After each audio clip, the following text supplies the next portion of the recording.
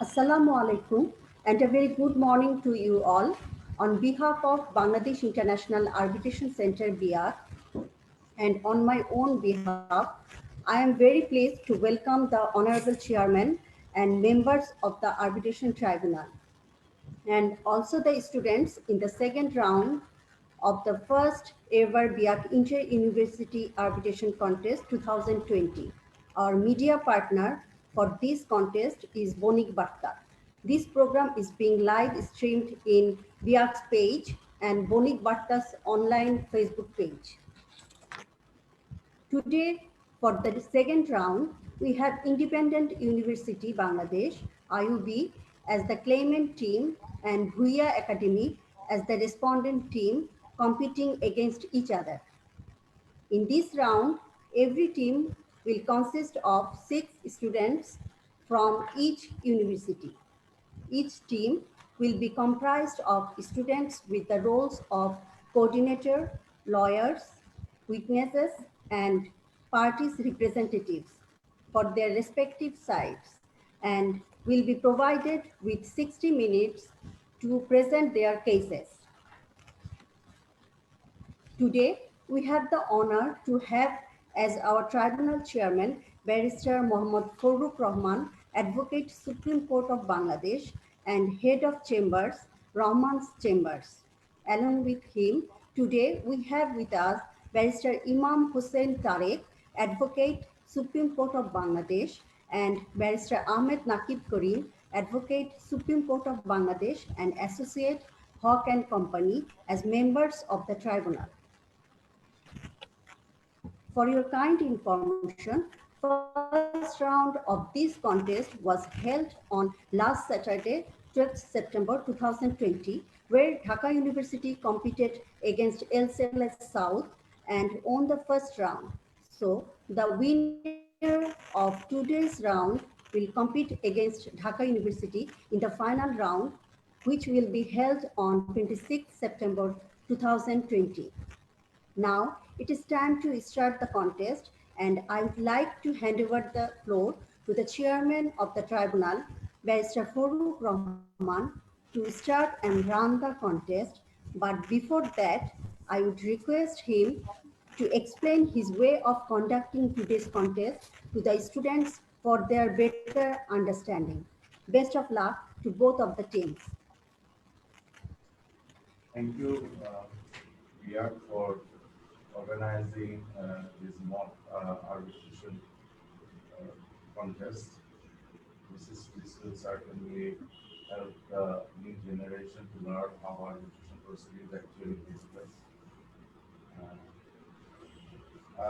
We have with us our co-counsel and colleagues arbitrator Imam Hussain, Barrister Imam Hussain, and also Barrister Ahmed Nakib Karim. They are the two arbitrators here. We had a discussion before commencing the arbitration proceeding. We had a discussion, and I will also inform BIAC that to let the councils know that the arbitration proceeding will not take place as per the proceeding shared by BIAC. So let us briefly say that first the claimant IUB will start, they open their case, and after that Bhuiyan Academy will also open their case. After that, IUB will produce their witness and also introduce their exhibits document. And at the same time, immediately, Bhuiyan Academy will cross-examine the witnesses. And after that, Bhuiyan Academy will produce their witness and documents, and then IUB will cross-examine. And finally, the closing or summation will first conducted by IUB and followed by Bhuiyan Academy. This is the order of proceedings. And please, we request participants to maintain the time schedule. Time schedule is already known. Time schedule will be remain the same. As we understand, this is arbitration involving claim of lease assets which are located in Adamji Jute Mill, and there was a contract between the parties, and then one of the parties, due to the failure, the contract was terminated. Later on, from Webza, the lease assets was handed over to the claimant, and then claimants and has claimed, and also respondent has counterclaimed.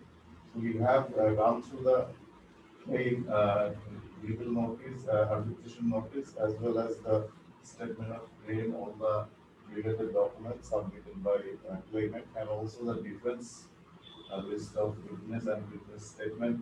And they don't have it particularly given in exhibits. So we have come through those also. And we understand there is no issues of arbitrability of this particular arbitration, or there is no issue involving the forum or language and location. So I would request the councils to confine their submission argument on the issue, the facts in issue, which are disputed facts, rather than generalizing the argument and covering all aspects to save the time and make their argument more and more persuasive and convincing. So I would request if my co-counsels uh, who arbitrators, learned arbitrators agree, so let us start, commence the proceedings. I will request to AIUB to open their case, please. AIUB to open their case, place their opening statement. I think the coordinator is Mr. Arif Al Mahmoud. Please introduce yourself first, because with your name, and then please start. Mr. Good Arif morning. Mahmoud. Yes, sir. Good morning, Honorable Chairman, the arbitrators, and all the members of the tribunal. We would like to start our submission if tribunal permits.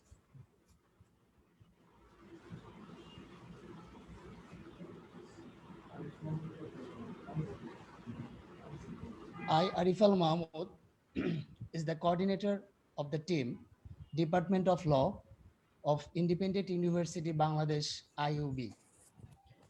The team represents as claimant on the matter of Nagua Pacific Company Limited and BD Company Limited.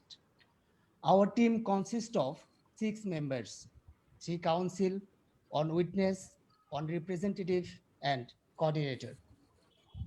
Mr. Prince Tarabdar is the first counsel.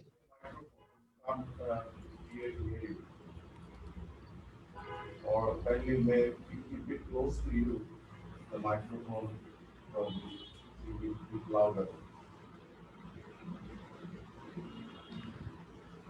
Mr. Prince Tarabdar is our first counsel. Ms. Shanjida Kislam Kia will present her argument as second counsel.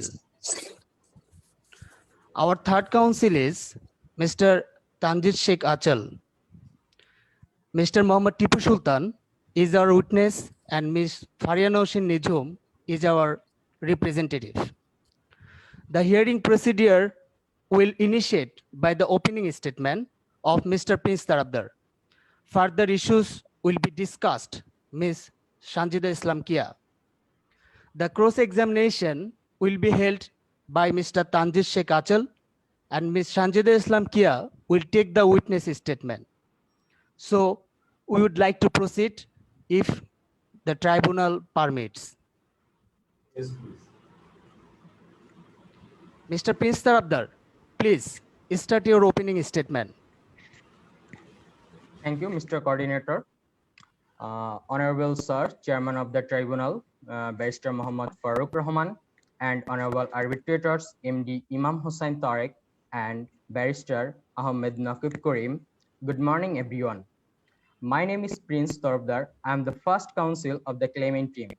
We are here to represent the case Nagua Pacific Company Limited versus Bangladesh Company Limited. I am representing my client Nagua Pacific Company Limited.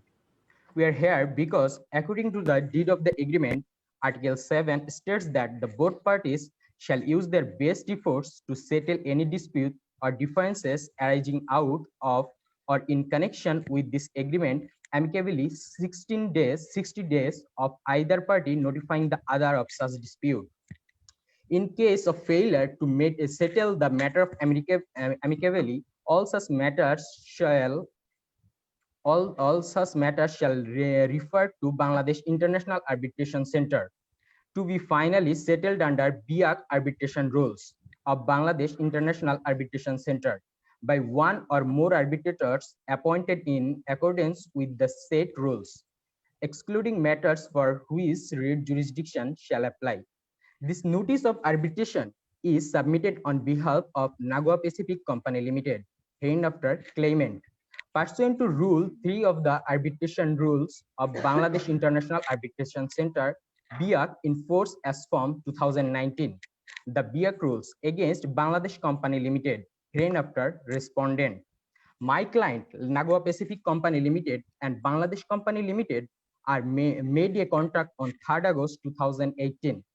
According to the deed of the agreement, Bangladesh Company shall hand over the assets on December 2018. But Bangladesh Company failed to hand over the assets. That means there is breach of contract. So my client want back his 60% of his advance that was paid, and with 40% of his interest and remedies interest per annum and legal expenses. Now I rest my opening statement.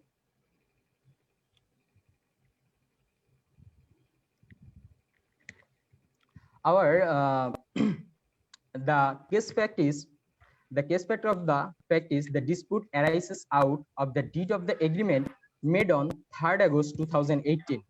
By the agreement, BD Company agreed to sell Nagua to purchase certain assets specified in Schedule B of the agreement, situated on plot num 219 to 220 at Atumji EPZ leased property, and establishing prior rights for the transfer of the lease dated on 29 June 2010 to BD Company in respect of the leased property and for transfer of the lease by the leaser, Bangladesh Export Processing Zone Authority, BABJA, the claimant.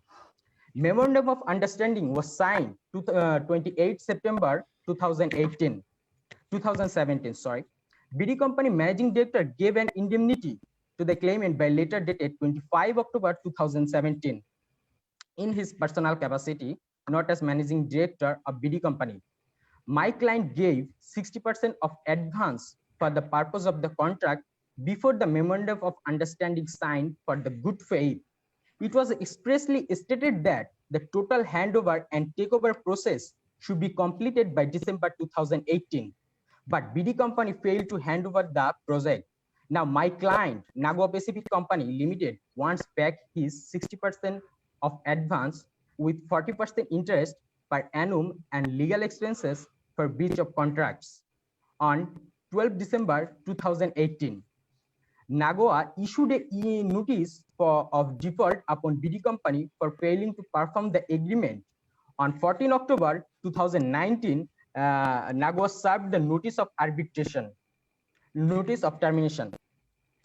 Here, I will submit some, here I will face some main points. My first point is, a non-signatory may also be bound to arbitrate where it is bound by the arbitrator to be the alter ego of the signatory, allowing opposing parties to pierce the corporate veil. Dalha Real Estate and Tourism Company versus Ministry of Religious Affairs of the Government of Pakistan 2019 EWCA CIV 755, ICC arbitration with seat in Paris between a Saudi company and the government of Pakistan. Arbitration agreement expressed to be made by the Ministry of Religious Affairs. The trust was set up by the government of Pakistan but ceased to exist because the government led the secondary legislation where the trust had been established lapse. The government did not take part. 5 minutes time is over. Okay. So, I mean, just can you finish it as quickly as possible? Trust had been established the lapse. The government did not take part in the arbitration. Did the ICC tribunal held the government of the Pakistan liable, which was upheld by the Paris Court of Appeal. In this present case, managing director of BD company was solely acting on behalf of the company, and all transactions were made on the bank account of the company. Arbitration tribunal has jurisdiction over the managing director of BD company, which will ultimately shift on the BD company as alter ego. Thank you. I think we can't allow any more time. Thank you. 5 minutes time is over. So I would request the opponent, the respondent counsel to open their case.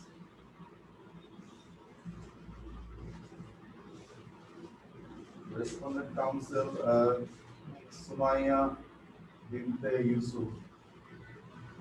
Good morning, Honorable Chairman and the arbitrators of the tribunal. With your permission, may I continue with the opening statement? Please. I, Sumaya Binti Yusuf, is doing the opening statement of the team from BIAC Academy. The team represents Respondent for Bangladesh Company Limited, which is a private limited company with its corporate office at house number 174, Ring Road, Dhaka, and is represented by its managing director, Mr. Mohammad Alam. The team consists of 6 members. There are 4 councillors, a moderator, and 1 witness. Muna Haq is doing the argument for Part A and Part B of the claimant submission statement. Ishtiaq bin Faruqi is doing the argument for Part C and Part D of the claimant submission statement. Nusra Jahan is doing the examination in chief. Noore Tasin Arwa is doing the cross-examination. Baina Ifa is the moderator and also doing the closing statement. Sumaya Binti Yusuf, the managing director of Bangladesh Company, is the witness. I'm going to start with a short summary of the fact, then my co-counsellors will be doing the argument in 2 parts. There was a contract between Bangladesh Company and Nagwa Pacific Limited. A memorandum of understanding was signed by both the parties on 28 September 2017. An indemnity was given by the managing director to the claimant on his personal capacity and not as a managing director. The dispute arose out of a deed of agreement made on 3rd August 2018. By the agreement, BD Company agreed to sell and Nagwa to purchase certain assets specified in Schedule B of the agreement. BD Company has taken on lease plot number 219 and 220 of Adamji EPZ from Bangladesh Export Processing Zones Authority, that is BEBZA, along with structures, utilities, etc. The agreement was then concluded between the parties containing the various terms placing obligation upon BD Company. The total consideration for the transaction was USD 480,000 equivalent to Taka 3 crore 74 lakh 44,000, out of which 60% was paid by Nagwa, USD 288,000 equivalent to Taka 2 crore 24 lakh 64,000 Taka. The claimant claims refund in total of Taka 2 crore 60 lakh 58,240, which includes 14% interest and legal expenses on the ground that BD Company failed to perform the agreement. BD Company agreed that the advance was paid according to the agreement, but the balance of the purchase price equivalent Taka 1 crore 49 lakh 76,000 remained due to the company. The claimant also knew the fact that Bangladesh Company was in a dispute with Customs Bond Commissionerate since 2015, and the bank accounts of BD Company were frozen since 18 December 2015. The dispute remained until 3rd February 2020. BEBZA illegally terminated the lease on 15 July 2019 and thereafter held an auction on 20th November 2019. And Nagwa served the notice of termination on 14 October 2019 and took the land from BEBZA on 4th March 2020. Both BEBZA and Nagwa knew about the Excuse me, we have been through the documents, we know the facts. Your opening statement should cover your case, not the basic facts. You already been through your documents. Please go ahead. Sorry, sir. Please go Will I ahead. continue, sir? Yes, please. Okay. It is contended that these actions of BEBZA and Nagwa were made in bad faith and BD Company should be paid the balance of purchase consideration. Apart from the assets, there were 6,500 pairs of shoes, unspecific construction materials and machineries, furniture for factory, office and decoration, etc., which in value amounted to 3,52,77,000 taka. Accordingly, we raised a counterclaim of the sum together with the balance consideration in the sum of 5,02,53,000 taka. That's all, sir. Thank you. That's really okay. Your concluded opening statement. My co-councillors will be doing the argument part. Okay. Honorable Chairman and respected members of Tribunal, I am Bhuiyan. Actually, at the end of it's a closing. Are you making a closing statement or you have to do the opening statement right now, not the closing on our. Sir, would I call now my counsels to submit argument on part A and part B, sir? Argument will come in the later stage. This is the opening statement. Okay, sir. So if Problem নাই ভাই, problem নাই। In opening statement, ঠিক আছে, আমাদেরটা ঠিক আছে। so in opening statement, we just started with the short summary of the fact. Then we go straight to the argument part. Yes, sir. probably you don't have time, and time is also window of time also. So I think let's take it as you have concluded your opening statement.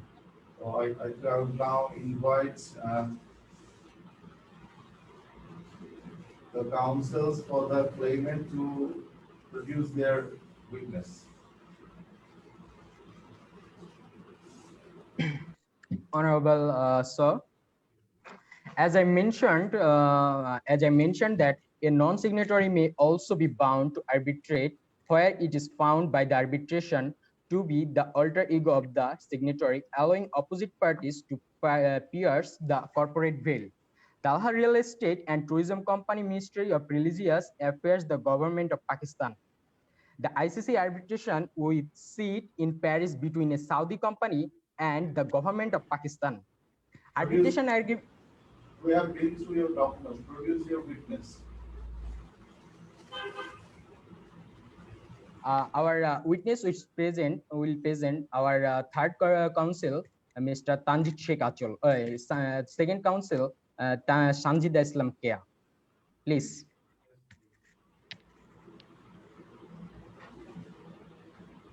Yeah. Assalamu alaikum, Honorable Chairman, কথা arbitrators আসতেছে। and all the members of the tribunal.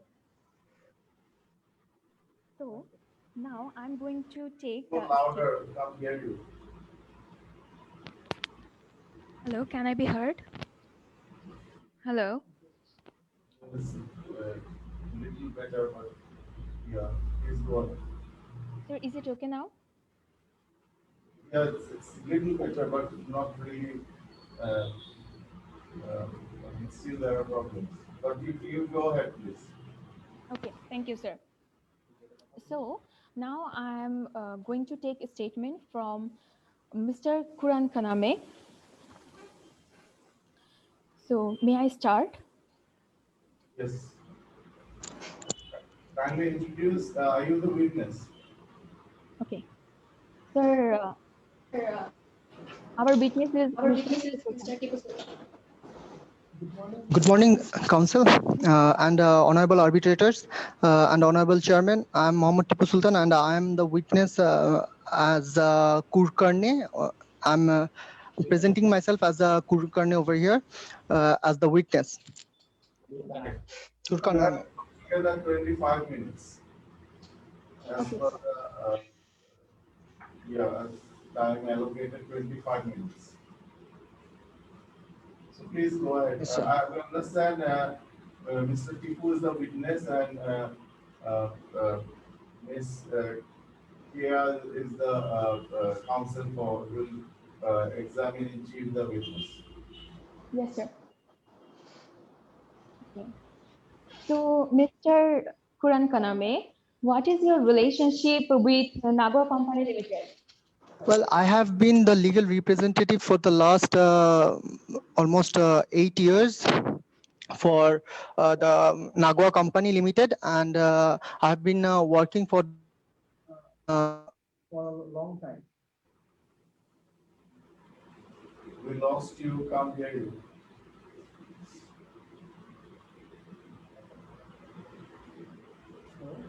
Hello, Mr. Kuran Kaname.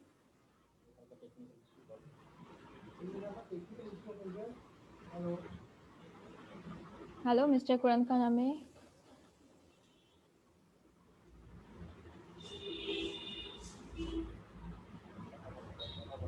Sir, I think he has something. Yes. Please continue. Sorry, I had a technical problem over here. Well, I used to be the legal representative for the last 8 years for the Nagwa Company Limited, and I was present during the time of signing the memorandum, and also during when the contract was signed. I am quite. I was present during all those contract signing and the memorandum signing. Well, were you present the time of the signing of the memorandum? Yes, I was present during the time of the signing of the memorandum. Is it true that Nagwa has paid 60% of money as advance? Yes, the memorandum was signed for the purpose of signing the contract on a later date, and 60% of the consideration was paid as an advance during the signing, after the signing of the memorandum. Okay. Is there any proof of the transaction? Yes, there is quite a lot of proof of the transaction, because the BD company has provided the Nagwa company receipt, and the checks that the Nagwa company has provided to the BD company are quite an evident proof that there was a transaction of money between them. And my last question to you is that, can you say something about the indemnity letter? Well, the indemnity letter was given by the chairman, I believe. Was given by the managing director to the Nagwa company is because it was from his personal accord. The Nagwa company, it was given after the signing of the memorandum, not before the signing of the memorandum. So I believe that this was given to show good faith with the Nagwa company. To show that Nagwa company and the BT company has a good faith between them, it was given for that reason. Okay. Do you sure what you what your statement you gave right now? Are you sure about that? Or are you Yes, I'm confident? quite aware of this, because we have filed all the documents, and we have the receipts and the checks in our files, which we have provided to the Nagwa company as document for documentation. Okay. Thank you so much, Mr. Kuran Kaname, for your Thank you, statement. Honorable Council and the arbitrators.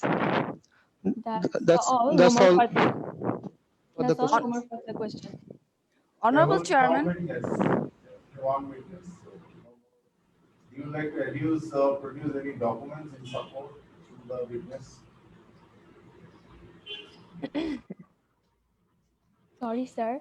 Can you please repeat the question? It's at the time of production of evidence by witness, you can also introduce the document you would like to rely in your favor. So, do you have any documents which witness can introduce to the tribunal? Sir, no, we do not have any document, but our witness is quite sure about that. And when he came to me and say that he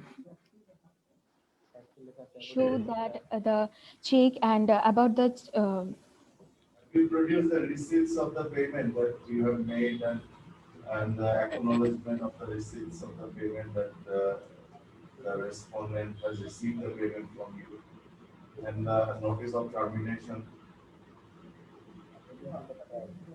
Copy of the notice of termination. I mean, it may not be in the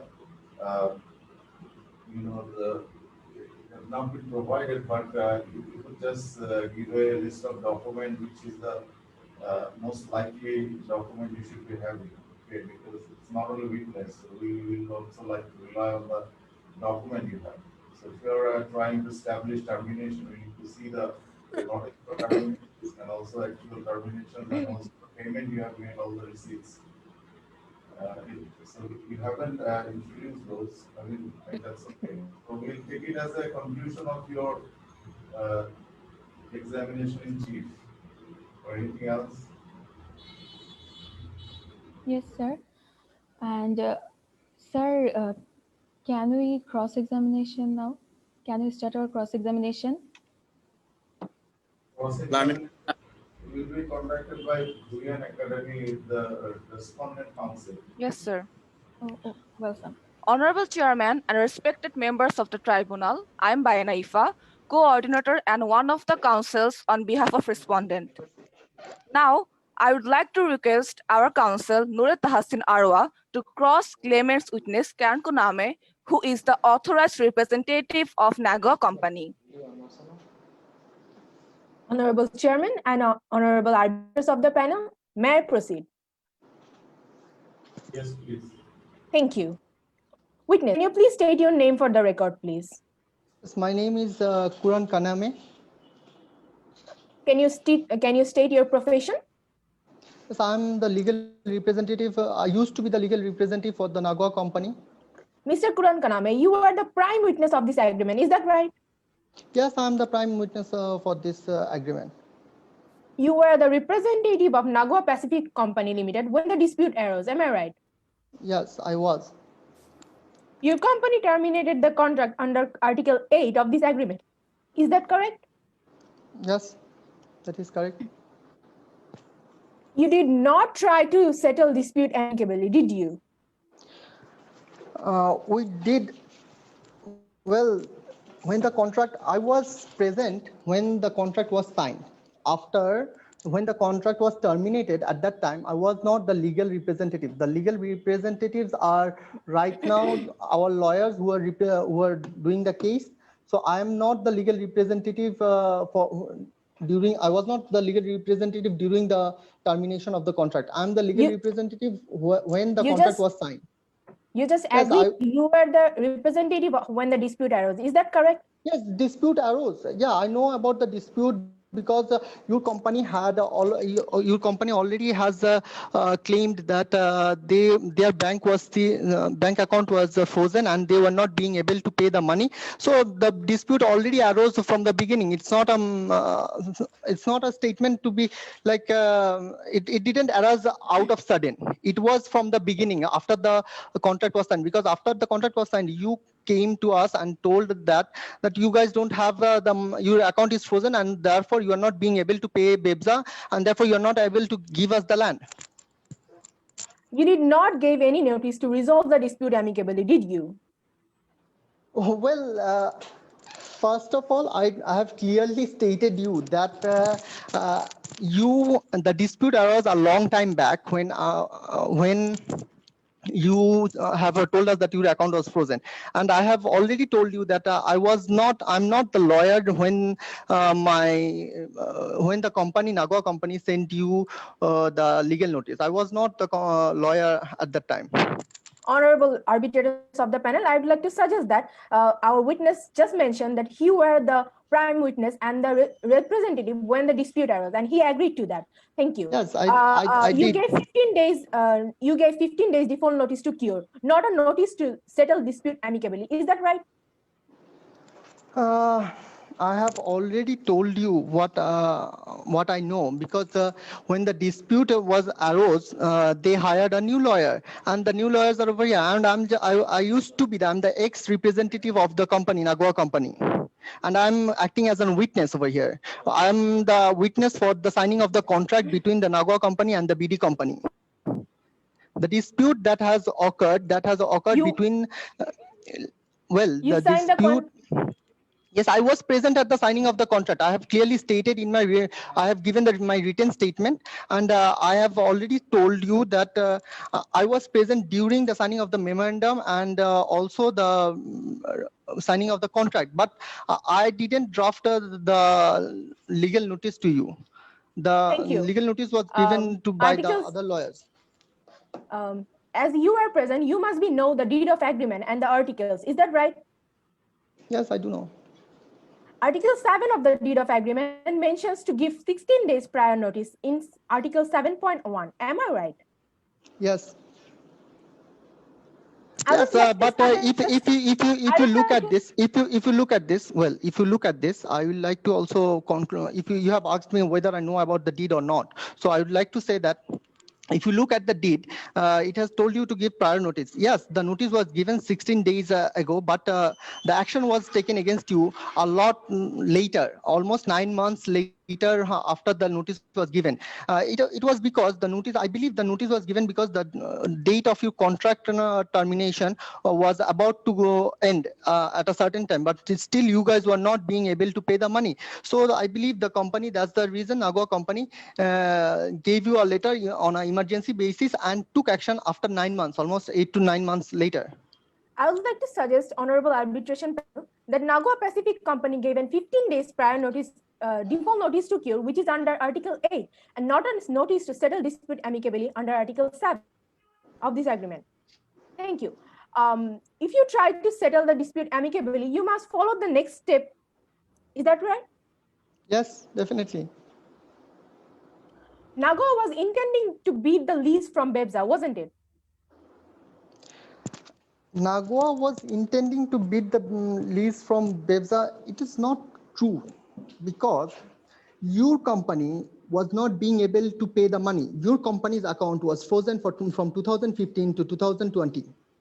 So you should be aware that you were at no state of paying the money to the Nagawa company, and Nagawa company has already, I believe, they have realized that you will not be able to provide them the money, and they are already at loss.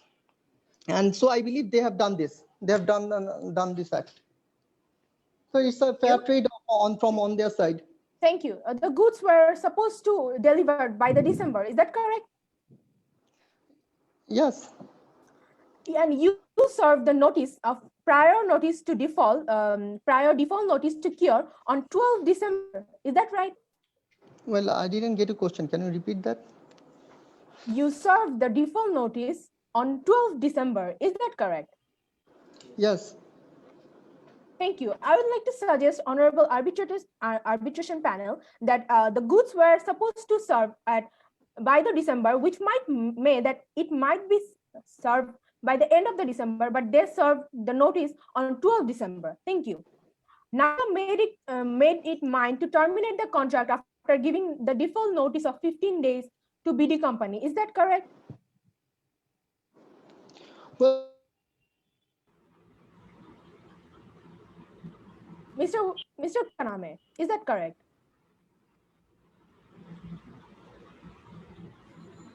Mr. Kuran Kaname? Yeah, we lost our witness. Okay, he's back. Well, I'm having internet issues over here, technical issues. I'm sorry for that. Thank you. I would like to repeat, Nagawa had made it mind to terminate the contract right after giving the default notice of 15 days to BD company. Is that correct? No, the Nagawa didn't terminate the contract. If you read the fact of the case, I believe you'll quite understand that Nagawa didn't terminate the contract instantly. After they served the notice, they have taken a lot. They have taken a lot of time to terminate the contract. They have taken almost 9 months to take. They have taken almost 9 months to take any actions. They have taken this long time, given you guys a long time of period before they took any actions. Article 5.1 of the deed of agreement requires to give notice, requires to receive a return receipt from BD company after giving the notice of termination. Is that correct?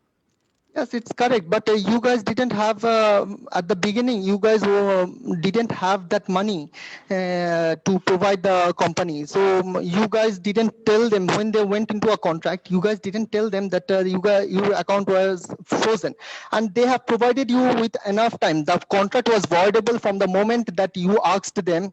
You didn't tell them that your account was frozen because the contract was voidable right at that moment.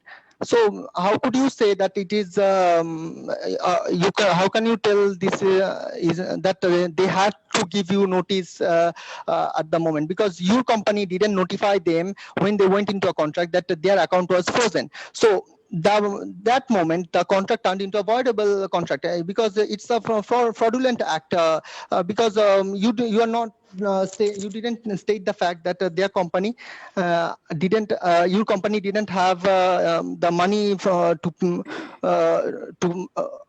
acquire the land and hand it over to the Nago company.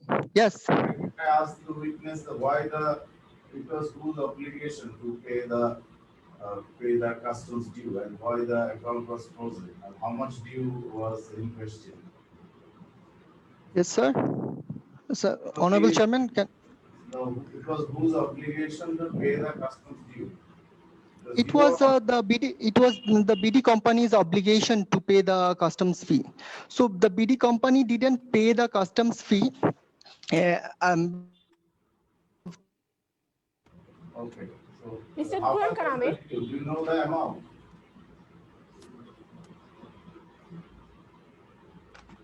How much was the custom due? The amount is known.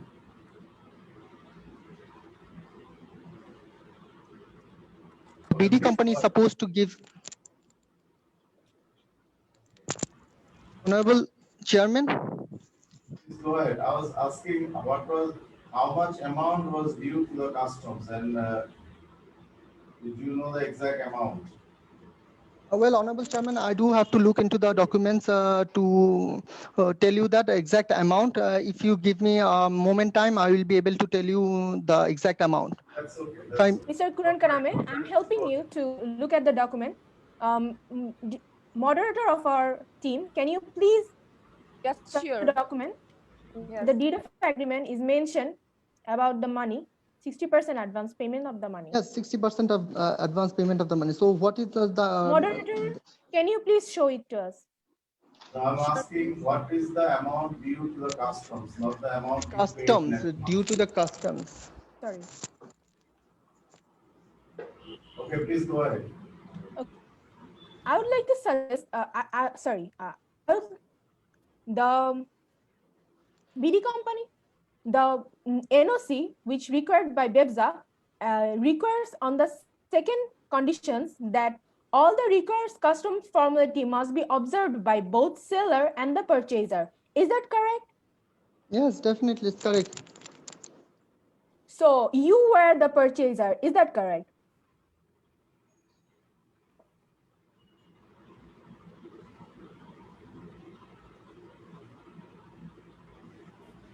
Mr. Kuran Kaname, I could not hear you. Mr. Kuran Kaname? Sorry, I'm having a technical problem. Extremely sorry. Thank you. BEBSA terminated the lease on 15 July during ongoing customs bond dispute. Is that right?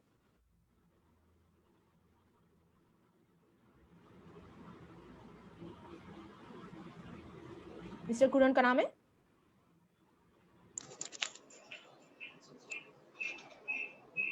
Yeah. Mr. Kuran Kaname, can you hear me now? Yes, now I can hear you. Sorry, I'm extremely sorry because the technical problem. You know how it is. The Wi-Fi is giving me a very big trouble. So can you repeat the question, please? Kindly, I'm sorry. Yes. Yeah. BEBSA terminated the lease on 15 July during the ongoing customs bond dispute. Is that right? Yes. BD company did not give any illegal money to customs bond commissioner. Is that correct? Yes, BD company didn't give any money, illegal money to the, yes, to the So customs. that's why BD company's account got frozen. Is that correct?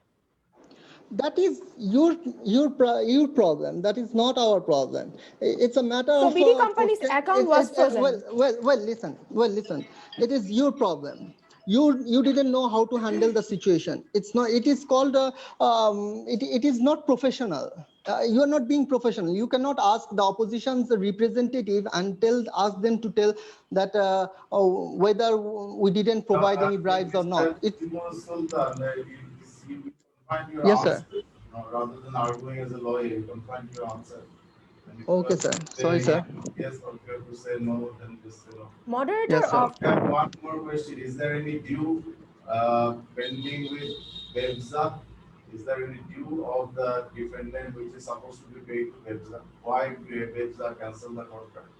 Cancel the lease? Sir, BEBSA canceled the contract because the BT company was not able to pay them their money and they didn't complete the deed of agreements or any formalities. It's completely written in the statement, sir.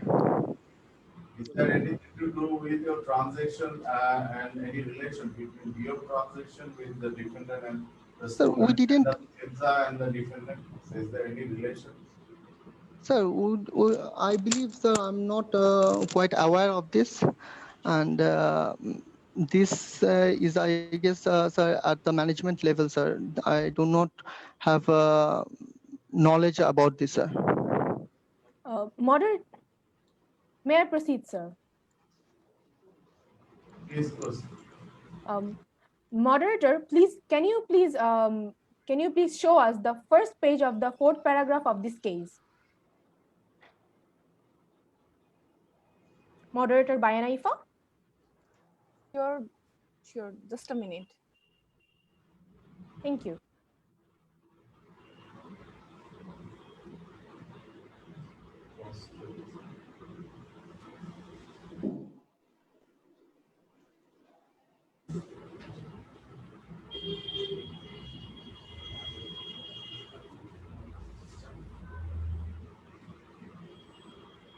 You have 4 more minutes, okay? 5 more minutes. We have some time. We have from The the main document or the deed of The, agreement. the first page of the fourth paragraph of this case, the main document, Okay, just a second. the case.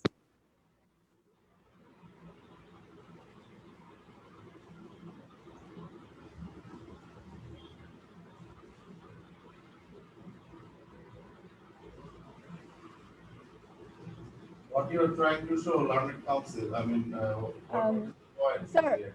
sir, I want to show the main deed of agreements, price and payment, which is the 60% advance payment, and the claimant's claim of 60% advance payment.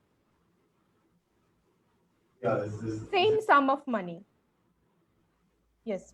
paid or not? I mean, do you have evidence of payment or receipt of payment? So sorry, sir, I could not hear. What you're trying to show, kindly. Sir, I'm trying to show some inconsistencies between the agreement, price of payment, and the claimant claims of 2 crore 25 lakh 60,000 taka. There are some inconsistencies which I would like to show. Are you admitting that you have received the payment? Like as they say, the 60%. Sir, sir, it is the deed of agreement. Sir, our our respected claimant could not show any receipt on behalf of them, could not provide any proof on behalf of them that the receipt But they have have. you denied it? In your defense, have you denied that you have not received your payment? I don't think so. Have you denied that you have not received any payment? That was not your case. So if that is not your case, this is not an issue in dispute. So go ahead with. Sir, we have received the 60% advance payment. Yeah, so that is not an issue in here. Nobody is disputing that they paid and you have not received. That is not an issue. So its issue is about your customs, why customs account got freeze, and whose obligation was it to pay the customs dues, and why BEBSA terminated, and whether is there any link between BEBSA termination with the claimant. So probably these are the issues you can focus on. Thank you. Thank you, sir.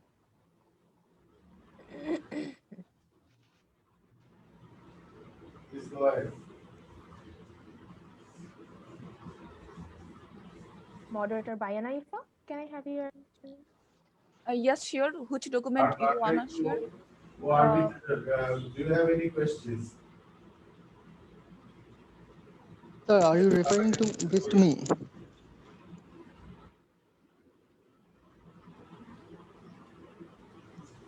Honorable Chairman, sir, did you say, sir, I didn't get your question, sir.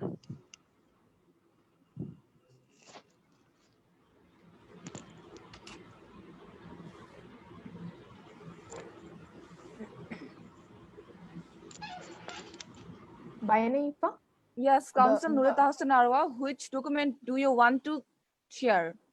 the first page of the case, fourth paragraph. Okay, sure.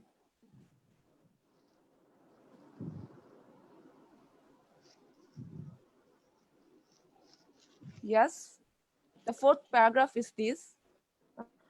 Mr. Kuran Kaname, can you please read the fourth paragraph, which is highlighted right now?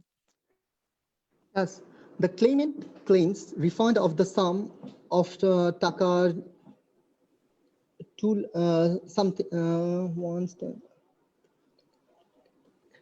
Yes, 2 crore 25 lakh 60,000 paid as an advance, 60% of the consideration under the agreement on the grounds that the respondents failed to perform the agreement.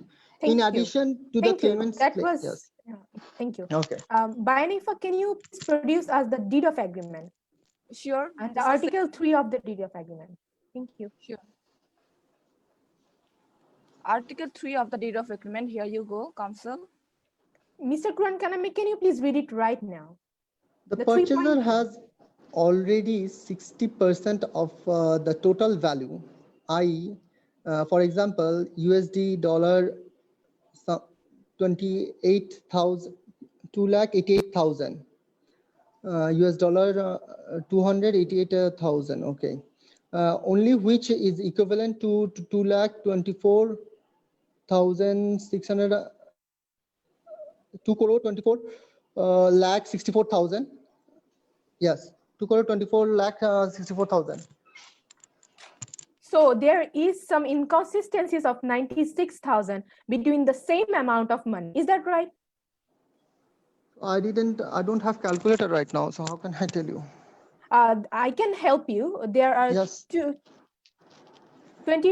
just mentioned 2 crore 25 lakh 60,000, and here it's mentioned 2 crore 24,000 and 24 lakh and I believe that was added with 14% interest, 12 or 14% interest. Check if the Thank you. total amount is the same. If the total amount is the same, so this is simply probably a typing mistake. Yes, sir. The total amount remains the same. It's just the 60% calculation is probably is an issue. So we would like to request you to focus on there's affecting issues here. The defendant number, no, the claimant number, the defendant number 2, the person who signed the indemnity on his own. So the council would like to focus on the issue, probably the witness can elaborate that how the respondent number 2 is related to this case. Sir, that would elaborated by our counsel, Muna Ahmed, Muna Haq, and Ishtaq bin Farooq. Thank you. No further question asked. Yes. Honorable Council, thank you. And I'll take a leave, Honorable Council.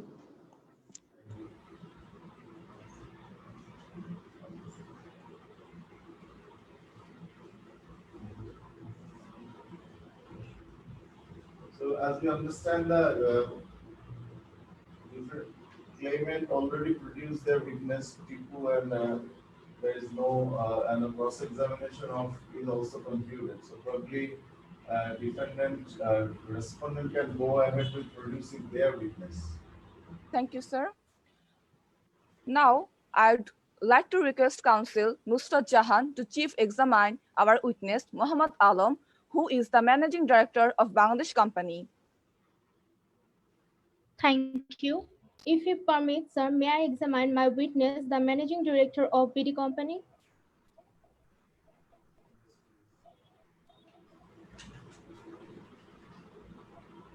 So can you hear me? Yes, we can hear.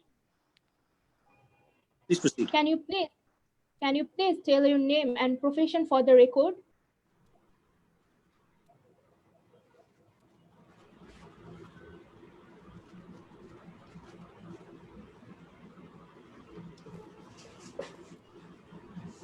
Can you please ensure that we hear the witness?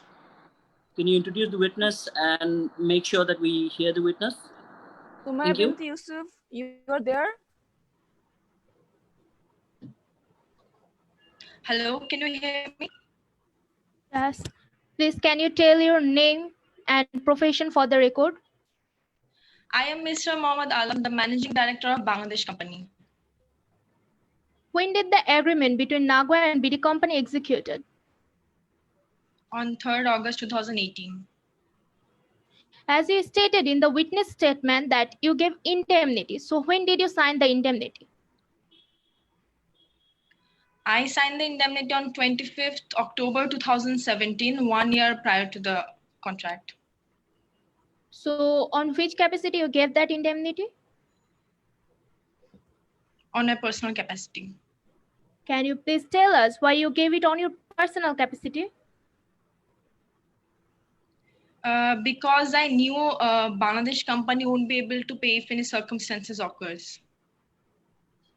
What made you think that BD company won't be able to pay? Because we were having an ongoing dispute with the Customs Bond Commissioner at that time. All right. How did you inform NAGWA about the dispute with Custom Bond Commissionerate? I cleared about it when I gave them the indemnity, so they knew the fact from the beginning.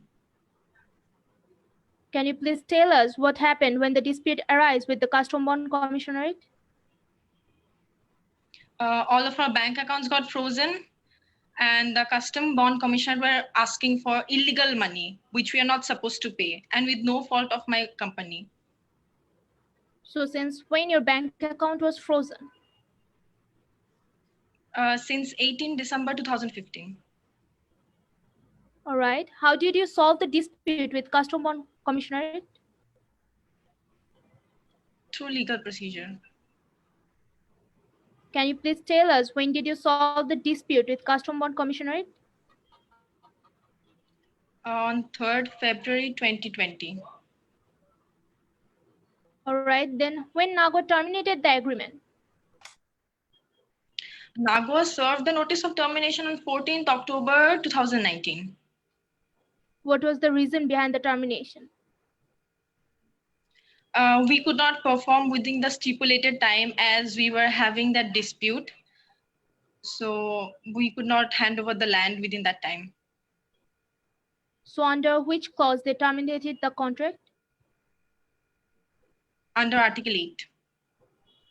What is their steps to terminate the agreement? Did they take any step before termination? They gave a 15 days prior notice and then they served the notice of termination under Article 8. So that's how they terminated the contract. Since when did you take the lease from BEPSA? We took the lease from BEPSA on 29 June 2010, as far as I remember. Can you please tell why BEPSA canceled the lease? BEPSA canceled the lease because we were having some outstanding dues which we could not clear due to our dispute, and we were supposed to pay through our company's bank account as they were frozen. So we could not pay within the time. So why didn't you try to clear that outstanding dues?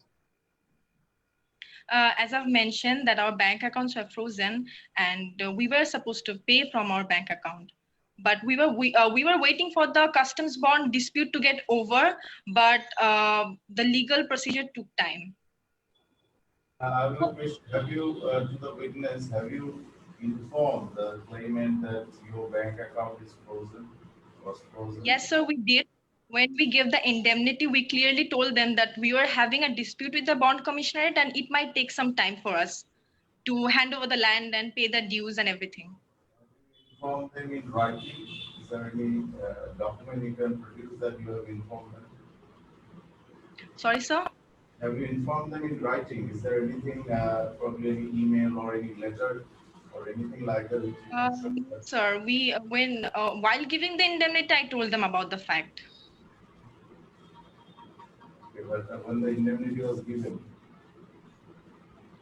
Sir, I give that indemnity on my personal capacity. but that was given even before signing the contract. So, I mean, as you Yes, say, sir. that, Yes, sir. Before the deed of agreement, I've given that. yeah, as you says that the account was frozen, it's around 2020. So, you explain Sorry, that sir? the timing of your indemnity signing and what is the timing of your account is frozen.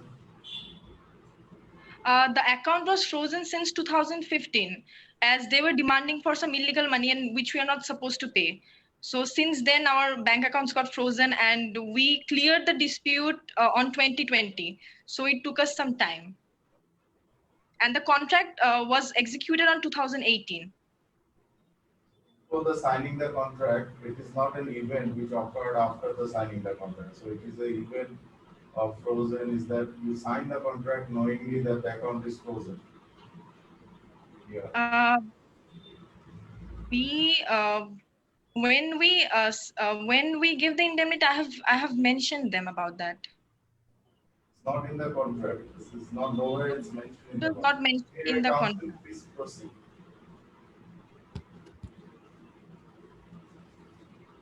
Learned counsel, please proceed with your examination. What steps did you take to resolve the dispute and NAGWA and BEPSA? I tried to negotiate and tried to convince them not to terminate the contract, but they have given a 15 days of prior notice and terminated the contract. And I requested them to help us from their own capacity, but they did nothing. Did anyone from NAGWA call you and asked you to settle the issue amicably? No, they only served the notice of termination, skipping Article 7, which says that the dispute should amicably settled within 60 days notice and the matter shall be referred to BIAC. But instead, they terminated and after that they claimed for the refund. Okay. Did NAGWA try to solve the dispute with arbitration? Yes, but after terminating the contract, not before the termination. All right. What they do to free your frozen account then? They did nothing to help us. They knew about our helpless situation and they could have tried to negotiate with BEPSA not to terminate the lease because they were also in a contract with us since 2018. But we were having some expectations that they won't terminate, they won't understand, they will understand our position, but they terminated and we had to suffer loss for them. That's it. Thank you. Thank you. Sorry, I have a question. Did you sought any extension of time? As they knew about the dispute, so I told them that we might take some time. It might take some time, but they went according to the contract and they didn't give us any time. As we know from the fact that the termination took place 9 months after the first notice for default. Is that correct?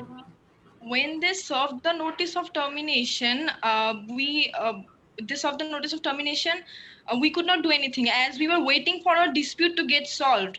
And then they took the land on 4th March 2020 and our dispute got resolved on 3rd February 2020. So 1 month before they took the land from BEPSA. So they could have not terminated the contract. They could have waited for us to solve all the disputes. My question is, you have received the first notice for default, and then it was terminated how long after? First notice. We received the default notice on 12th December, and on 14th October, they served the notice of termination. So it's after 3 months, as you say. Yes. 3 months. Any further question from learned arbitrators? No, sir. Thank you. Did you send? you stated that BEBSA terminated your lease, and you reiterated it. Did you challenge BEBSA's earlier termination, or which you say was not lawful? My question, witness, please. BEBSA knew about it. They knew that we could not pay their outstanding dues. We need some time to repay our dues. They were in a contract with us since 2010. So we had an expectations from them that they won't terminate the contract.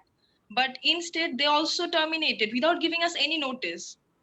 You challenged that termination in a court of law, or no, we could not.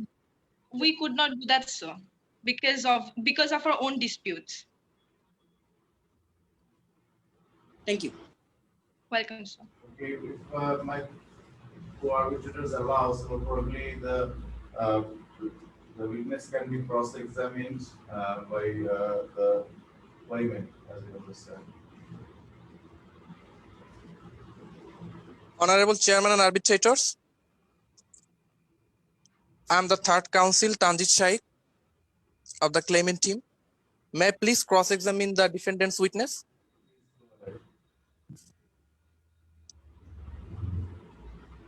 Mr. Mohammed?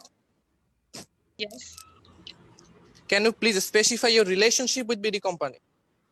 I am the managing director of BD company. Okay. As you mentioned in your statement, you expected that within a very short period of time, all your company's account will be free. Do your company have any evidence or any strong reason to prove that?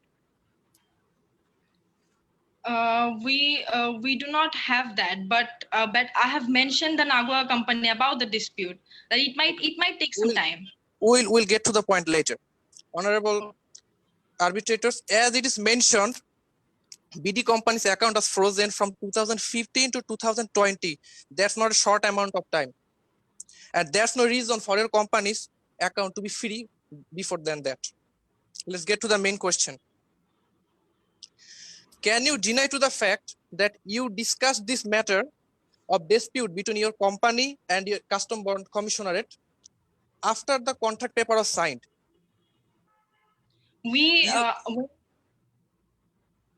Was signed on 28 September 2017. So no, the contract paper was signed on 3rd October 2018.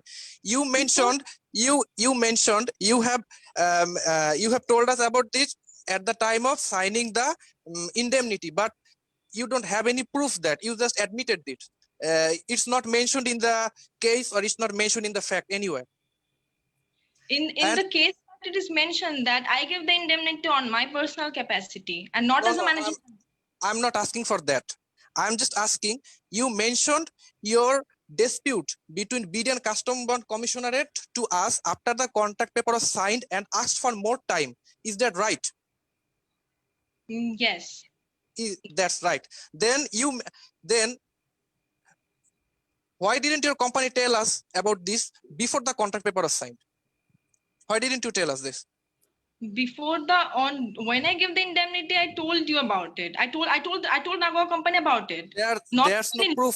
There's no proof for that. You have told us about this at the time of signing the indemnity, because you mentioned yourself in the statement that you come to us and discussed about the dispute and asked for more time. So when you asked for more time, obviously it's after the contract. It's not before the contract. Yes. So then how can you say that you mentioned this before? You mentioned it at the time of signing the indemnity. That's not right. You cannot say that. Listen. When I signed the indemnity, I told them about our problem, and then when they served the default notice, after that we tried to negotiate. Can you please show us in the fact that you have said this about to us?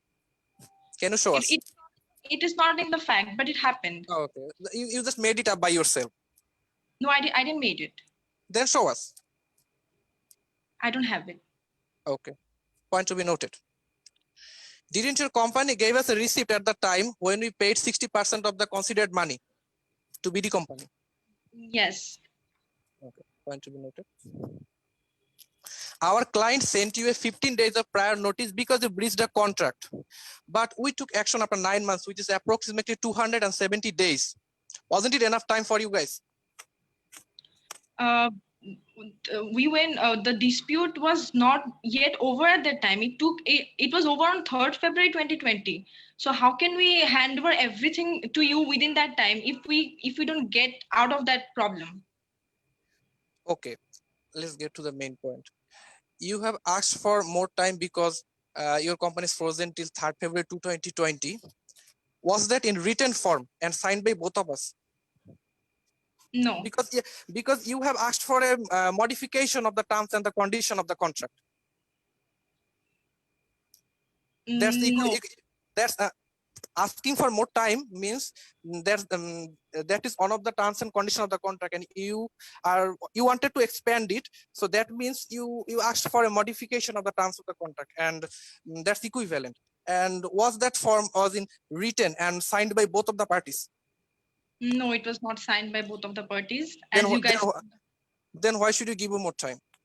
Okay, let's get to the next question. You have seen the Article 7. Yes. Article 7 says, this contract means the 3rd February 2018, that contract will cancel all the prior understanding and all the prior indemnity contract papers. And if you need to do anything to modify, then you have to take it to the written form and signed by both of us. So it cancels your indemnity. So you don't have to discuss about the indemnity furthermore or later. Honorable arbitrators, it proves that my client has rightfully canceled the contract, and there is no reason to deny that.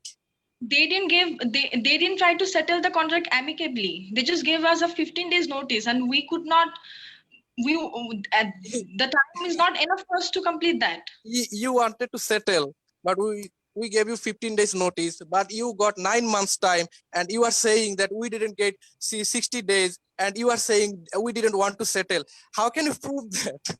That's not right. That's totally not right.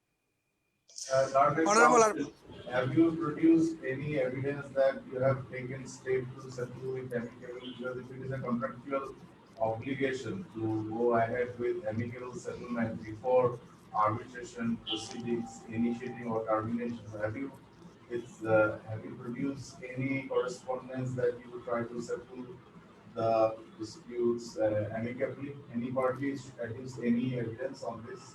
We'll see it on the report. No, sir. Okay. We didn't. It's a 9-month time, so which obviously there should be some kind of correspondence between the parties. So, I mean, no such document is exists. No, we just gave them 15 days notice, and we waited because we are so humble, and we waited till 9 months. Then after that, we saw that they terminated their contract. Then how can they perform to give us the property? So it's totally rightful for us to terminate it, because moreover, they'll never be able to give us that property. Consult with your clients and probably address these particular issues. It looks like you're not aware of the facts which went in between, so you cannot just assume the facts. Okay, probably you can consult with the clients and then get back. Okay. Please go ahead. I raised my cross-examination here, sir. Please go ahead with your cross-examination. I have no more further questions, sir.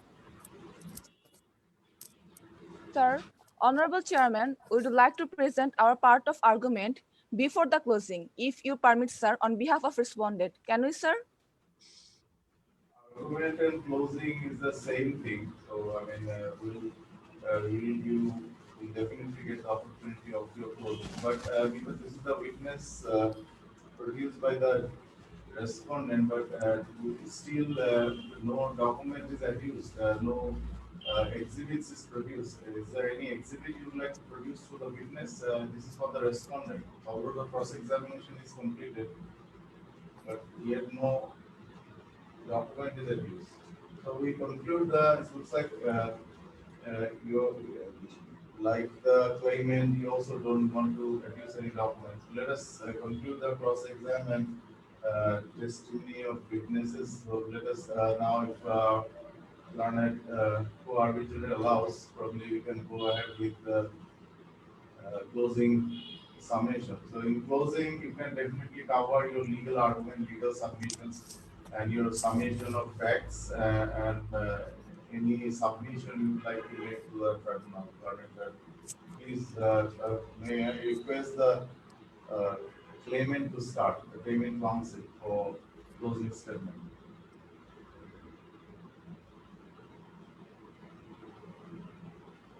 Counsel for the claimant, please go ahead with closing.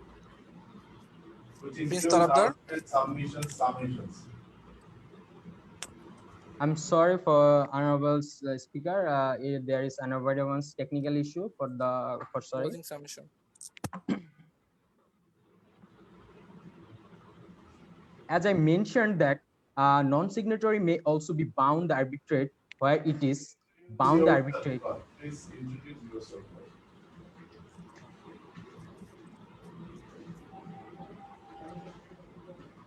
Could you introduce yourself first? Closing submission. Just introduce yourself. Sir, can I be heard? Yes, yes. Okay. Okay. Assalamu alaikum, Honorable Chairman, Arbitrator, and all of the members of the tribunal. My name is Shanjid Islam Kia, and I represent the claimants. Now, I would like to present the closing statement. So, there are 4 issues we arise in our case, and the issues are: the tribunal has the jurisdiction to our tribunal has the jurisdiction to resolve the dispute in relation to the conduct of managing director in this agreement because he is not a separate person in the company. Then our second issue is the claimant has the right to cancel the contract for failing to perform the agreement within the stipulated time. Our third issue is the claimant is entitled to get the refund of 60% advance payment together with 14% interest. And our last issue is the claimant is not responsible for the counterclaim countered by the respondent. First of all, in my statement, I would like to remind my respondent team and all of the members that, sir, in the matter of our case, there is no matter of 60% advance in our client paid because we are sure that our money we will get our money. But that is not the main point. The main point is we want 14% interest. That is our main fact, and we want our 14% interest because we paid 60% advance. This is our right. So in the whole case, we just want our 14% interest back. And in our witness part, cross-examination part, already all you noticed that there are many lackings, many problems in this in their statement, in our respondent and team statement. So they, and in the last part, they claim that we have an illegal relationship. We have the relationship with BIBSA and we deceive them, but that's not right. And they claimed they counterclaimed. They claimed that we have to pay them around 50 crore something taka for their losses. But this is not right. This is not right, because after the contract paper was signed on 3rd October 2018, and when BD company was failing to perform their part of the consideration, they came to Nagaur company, as our third counsel Tanjit Sheikh mentioned. And point to be noted, why they are explaining this after the contract was signed. They had to explain this before the contract was made. Then already, according to section 17, the Contract Act 1872, the contract is voidable. My client can terminate the contract anytime. They can party. My client is the party, not at fault. They can claim their money back, but our respondent team cannot claim their money back, because according to Article 6 of Deed of Agreement, there shall be no change or modification of any of terms unless it is reduced to written and signed by both parties. As there, I know, it never happened, or claimant never signed for that. So you cannot claim for extra time and due and extra time, and so you cannot claim the extra time, and had clear knowledge the dispute between BD company and custom bond bond commissionerate was ongoing from 18 December 2015 to 3rd February 2020. During this period of time, all bank of BD company will be frozen. Our respondent team already knew that, but besides that, they went into contract with us. And for this, they cannot accuse our client what the losses they face absolutely just because of their fault, their failure, for their negligence. So we are not responsible for pay back them for their losses, because from the beginning they have many lackings. And one part they mentioned that about the amicably, they try to accuse that we are not inform them anything, give them the notice before 60 days. They try to accuse that we did not try to cooperate with them amicably. But what about the sign of the memorandum? Before we going into the contract, before signing the contract 1 year ago, we signed with you the memorandum of understanding, and that from that time we paid our 60% advance. And that I think that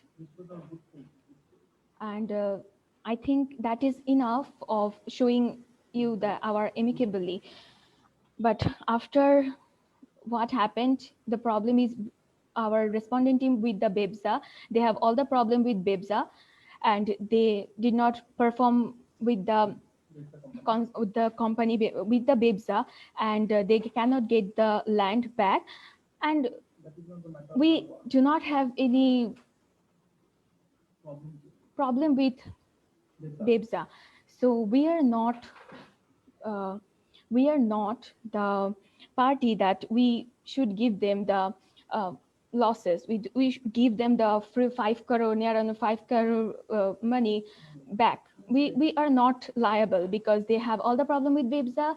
They first of all they deal with BEBSA, and they did not pay to BEBSA. They did not get the land, and they did not give us the land. They failed to perform to our contract.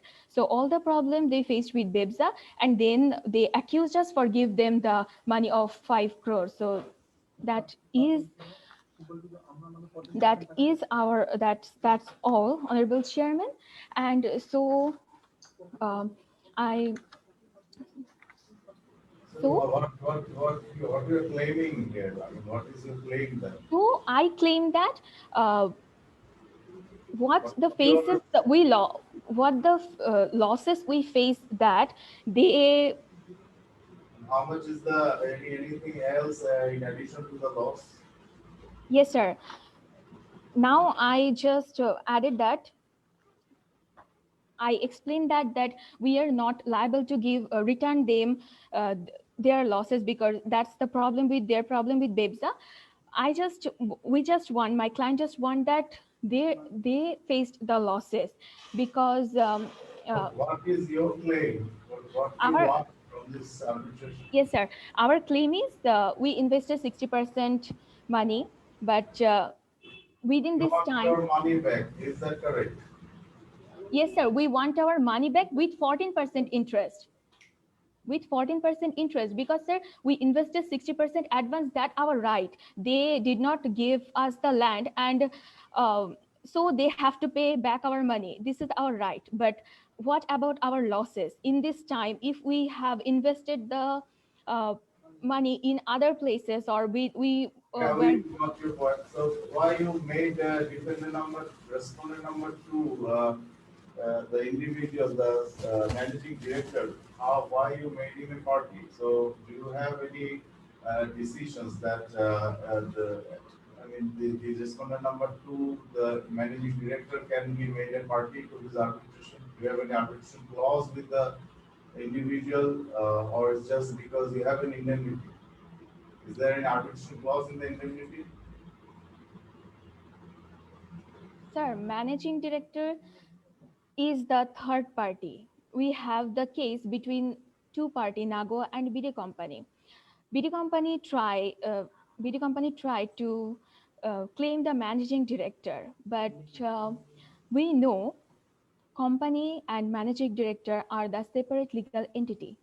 So when the company go to the contract with BD company, managing director gave the indemnity There's letter. some cases in the statement, but will you elaborate the cases you're relying on, or just refer a name of the cases you're relying on, that the individual court can also be made a party, because it's the dispute between two companies, and the money was paid and the agreement was signed between the company, but you have made the individual in person, made him a party, and just because he has an indemnity.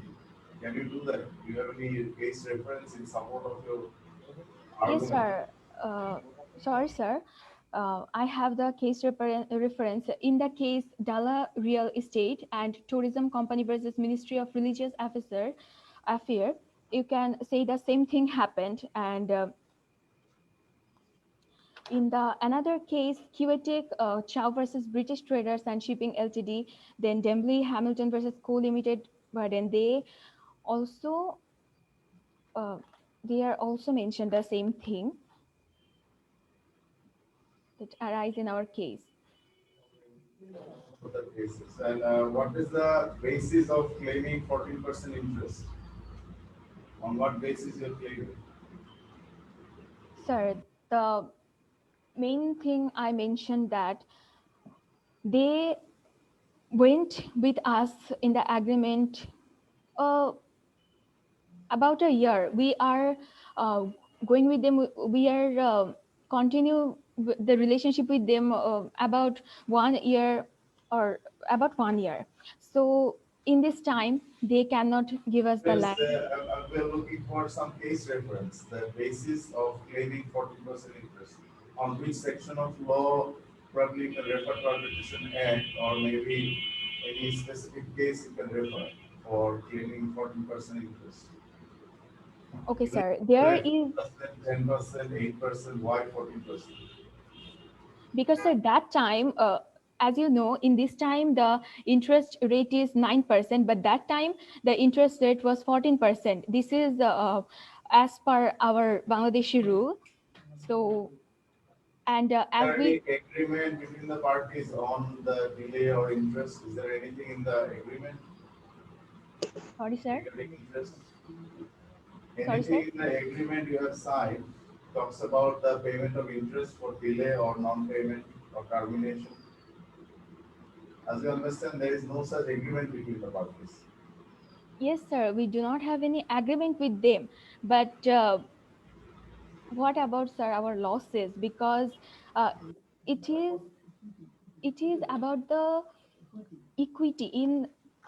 It is about the equity that in if we go into the contract, then they May I, like may I interrupt you, learned counsel, may I interrupt you? Honorable Chair is asking for the legal basis for claiming the interest. Can you show us the law or any case references on which you are claiming the 14% interest? I believe in part C of your written submission, you have written something about it. Can you shed some light on it? Honorable Chair is asking for the legal basis only. Yes, sir. According to the leading case, Hadley versus Baxendale, 1854, their established claimants may only recover losses which reasonably arise naturally from the breach. So I used the case just for confirming that, yeah, we surely get our losses. But also in this case, there is there is the other issues that we, if for some reason the respondent team, the respondent, in this case the Baxendale was the respondent and Hadley is the claimant.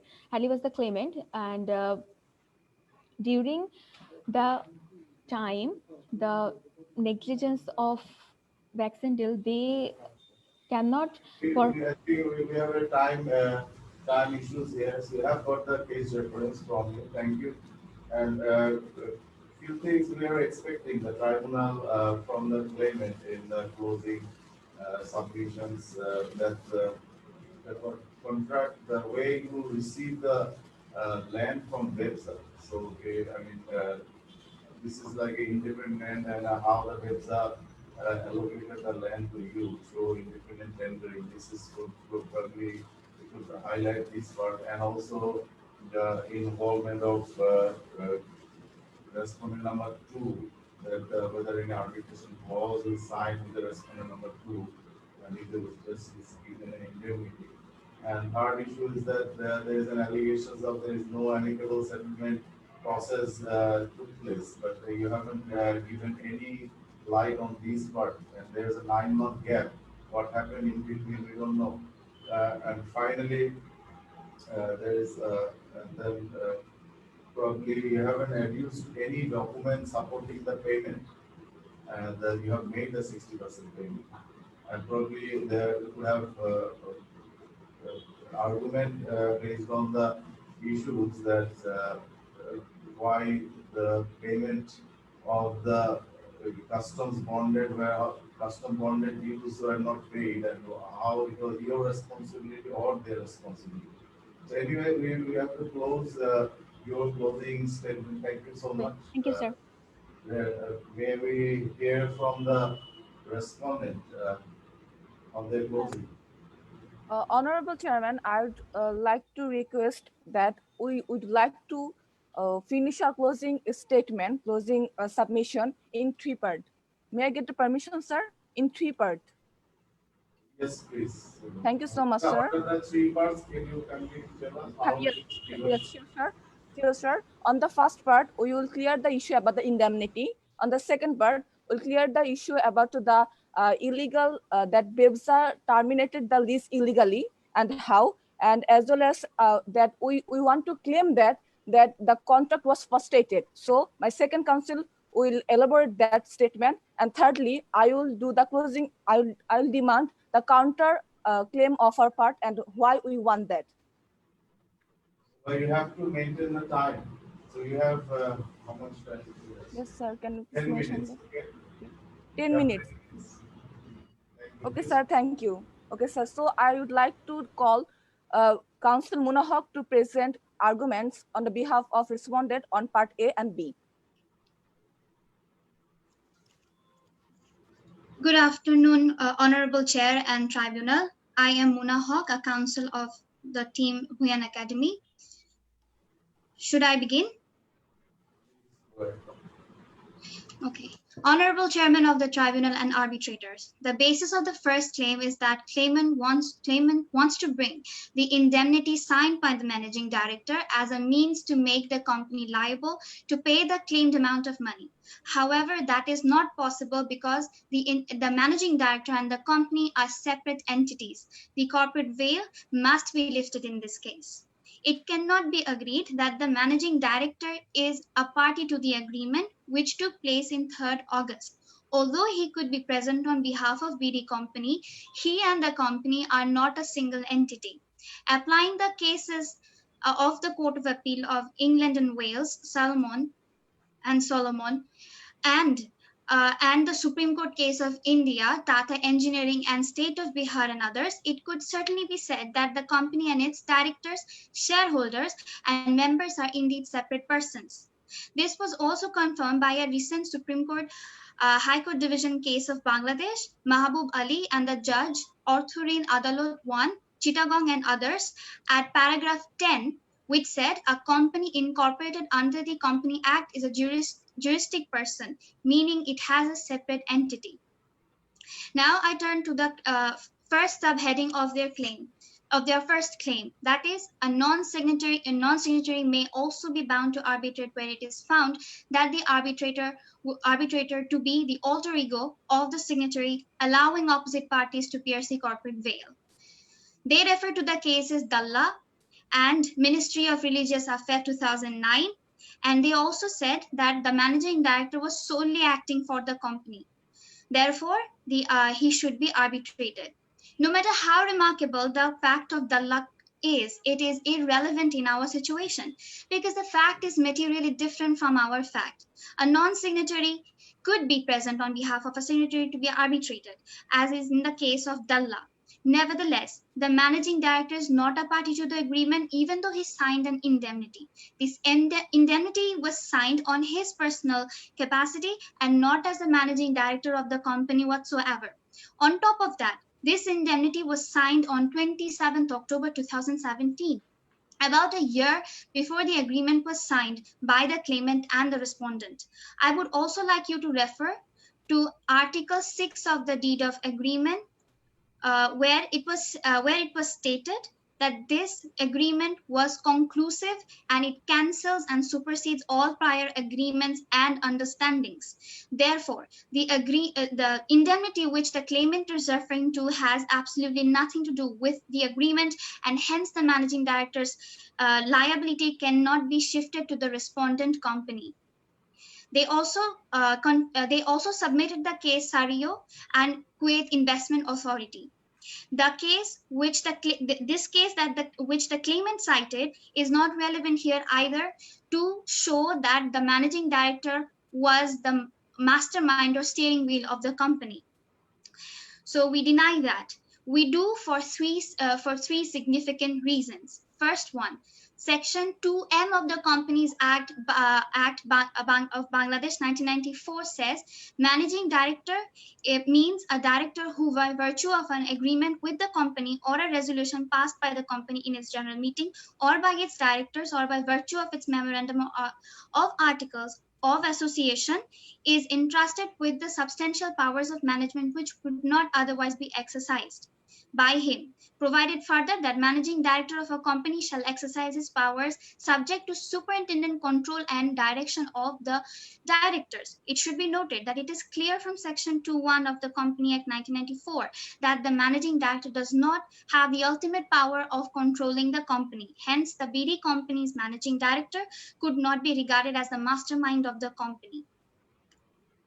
We accept that a company cannot operate on its own. The Company Act mentioned that a company is run by directors and there has to have at least 2 of them, as specified by Section 91 of the Company Act 1994. The managing director was not the only person to run the company, as a single director cannot be the mastermind and steering wheel of the company, at least until 2019 when the Company Act has been amended. The BD company has certainly been formed a lot earlier than 2019. And lastly, the claimant claimed that that they have the right to cancel the contract for failing to perform the agreement within the stipulated time. While it is right that a breach of contract could amount to legal cause of action, liquidated damages cannot be sought in every dispute as the claimant claimed. It is because the liquidated damage is payable in accordance to a sum of money stated in the contract. However, there is no such mention of a sum of money in the agreement between Nagoya and the BD company. They are not asking for liquidated damage. They are asking for interest. Okay. So anyway, I think we have enough submission on the indemnity part. So probably you can proceed with the other submissions because you have time already 5 minutes. Yes. Is gone. Thank you, sir. Now, I would like to request Counsel Ishtiaq bin Farooq to present the submission on Part A, Part C, and Part D. Honorable Chairman and the other arbitrators of the tribunal, I am Ishtiaq bin Farooq representing my client Bangladesh Company Limited, which is a private company limited by shares incorporated under the Companies Act 1994, and also the respondent of today's arbitration proceeding. Honorable Chair and the other arbitration tribunal, may I proceed with my submission, please? Yes. Thank you, sir. Honorable Tribunal, it is admitted that BD company couldn't perform the agreement within the stipulated timeline, but my client neither had done anything wrong, nor this was happened due to any fault of BD company. Bangladesh company was doing its best to hand over the lease on time, but it couldn't do so due to some unforeseeable situation. BD company applied for the no objection certificate on 11 January 2018 from BEBZA, and as we have got the permission and allotment of lease of plot number 219 to 220 at Adamzi EPZ under Section 12 of the Bangladesh Export Processing Loan Authority Act 1980 by fulfilling all the requirements for setting industry on 29th of June 2010. But BEBZA had given a conditional NOC to BD company and my client couldn't fulfill due to its ongoing disputes with Custom Bond Commissionerate, which was illegal demand of money from the respondent in 2015. The dispute remained until 3 February 2020, and Your Honor, in this duration of time, the bank accounts of the BD company were frozen by the Customs Bond Commissionerate.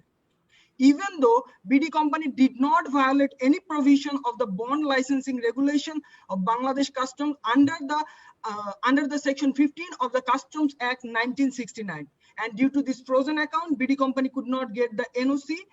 BD company could not get the NOC by giving dues to BEBZA.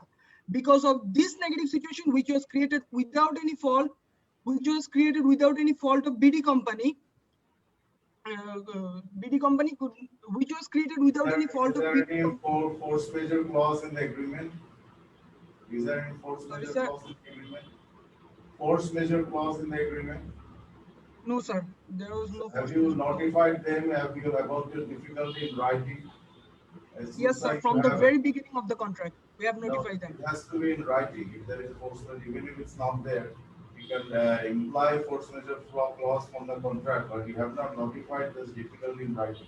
Secondly, this looks like the closing of account was a prior event to the signing of the contract. In that case, you knowingly signed the contract with the amount you have received. A partial amount could have been used to pay the dues of the customs bond. So what did you do with all the money? Why haven't you paid to the whose fault was that? That there are dues and you have signed a contract and they have paid you advance, which is a significant amount of money. So why haven't you utilized this money for payment of all your dues? Okay, sir.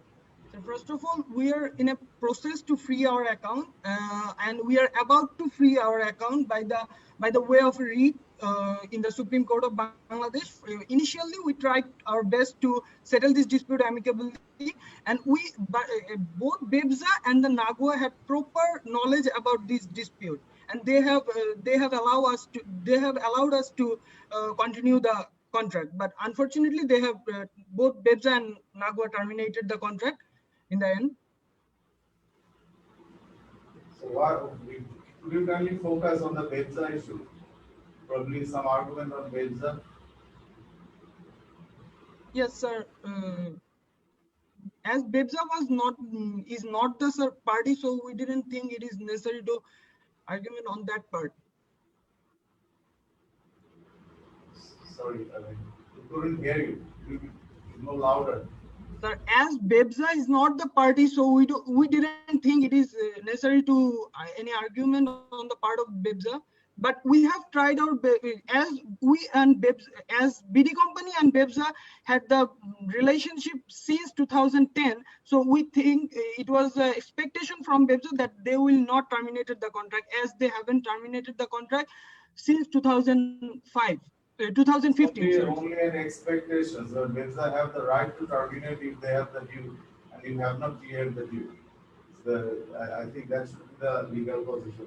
Anyway, we have issues of time. Yes, we already exceeded your time. Probably you can allow 2 more times to deal with your other issues like frustrations, and probably another closing is supposed to be made by one of your colleagues. Please Yes, go sir. ahead with the frustration part. Yes, sir. I will take 1 more minute and then I will refer my fellow counsel. Okay. So the termination. Okay, sir. So, Honorable Tribunal, the doctrine of supervening impossibility, okay, sir, because of the negative situation which was created without any fault of respondent, made it impossible to perform the act according to the agreement. According to the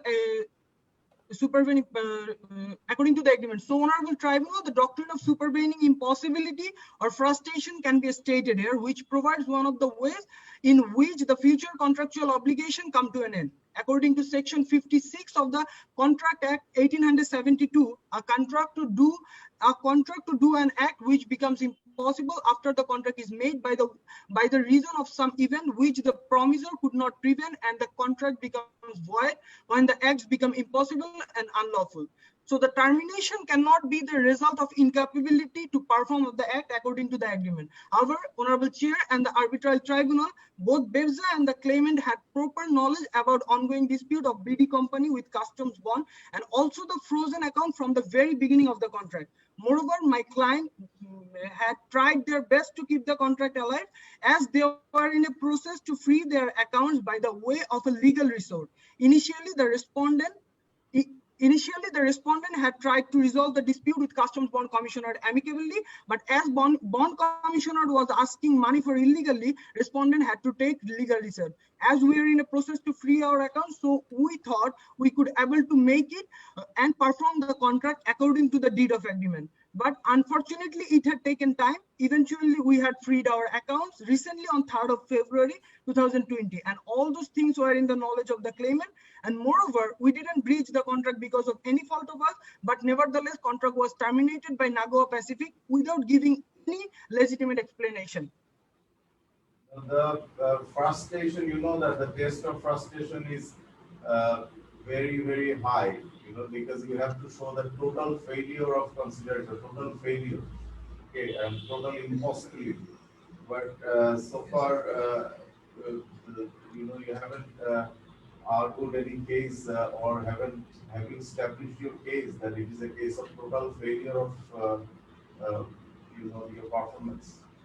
You could not perform because it is a total failure. You have received money, and have you paid the proceeds you received from the claimant to adjust the dues? Was it an issue of total failure? Well, if you would sir, like to argue our frustration, you have to show a total failure. Okay, sir.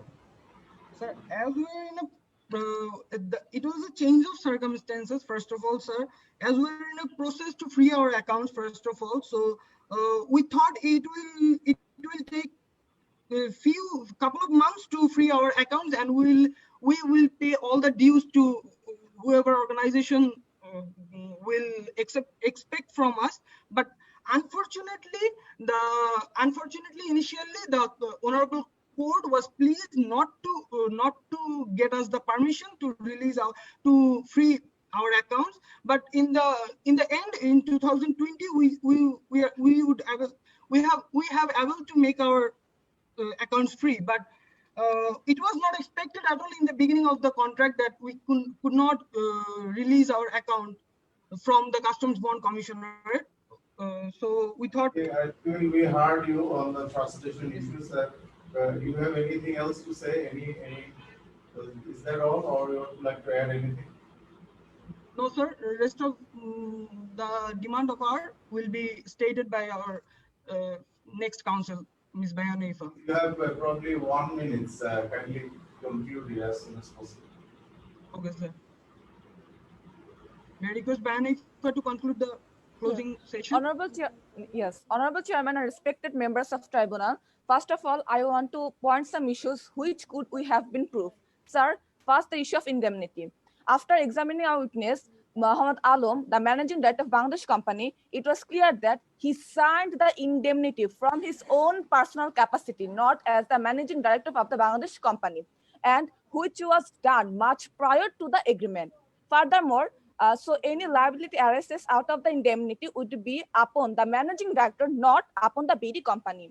So second point, I want to show that the issue why BD company couldn't perform their job within the stipulated timeline of the agreement. Sir, I want to mention that it was also clear after examining our witness Muhammad Alam that all the bank's account of BD company are frozen as the customs bond commissioner was demanding illegal money, and there was no fault of us from the part of BD company. As well as the third point, the claimant didn't try to solve the dispute amicably. Sir, I want to point out here that their witness, the claimant's witness have mentioned that they gave 60 days prior notice, or they gave 60 days to resolve the matter amicably. But sir, I want to point out that point that from the case itself, or as well from the case itself, it is clear that they only gave 15 days prior notice. So they are trying to fabricate the court here today, the arbitration tribunal today.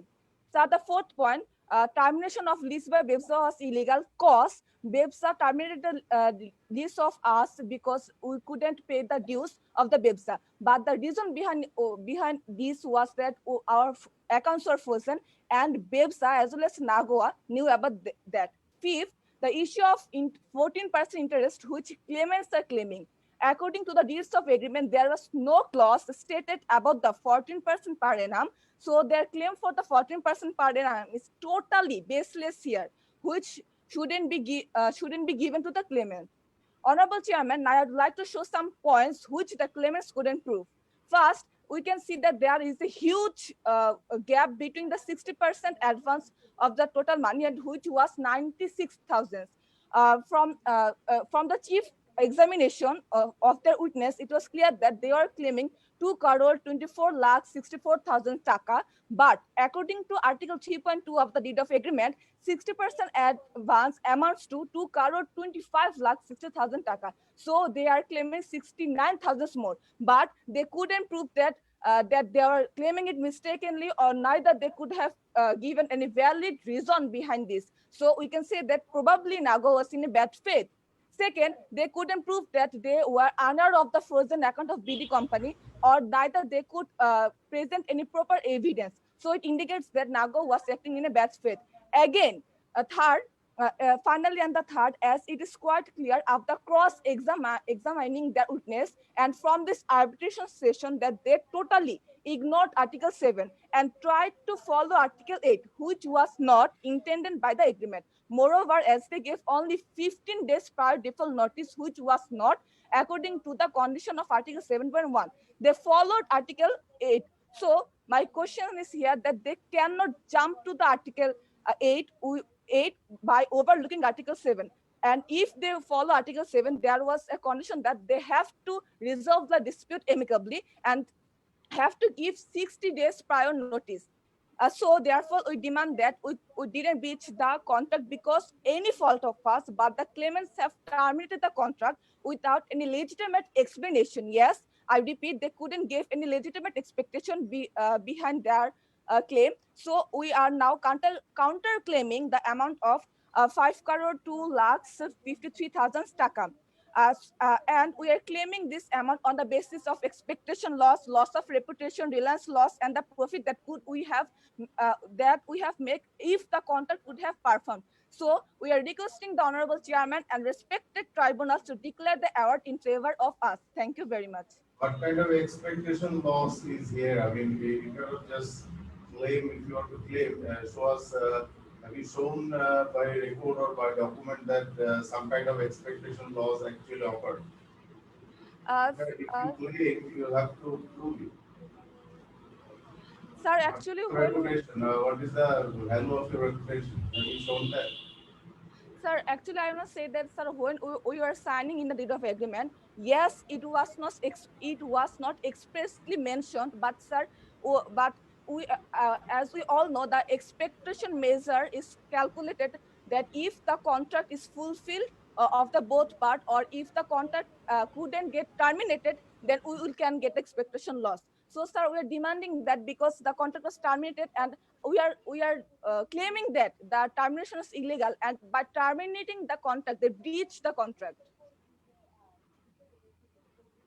I think we heard you. So anything else you'd like to add? I think that's good. I know we're almost at the end of the this, time. So probably, Thank you, sir. unless my learned co-arbitrator would like to add anything else, I mean, anything else to add from our co-arbitrators? No, sir. At least from my part, I don't have anything to add. Okay, and Nakib, it's Nakib.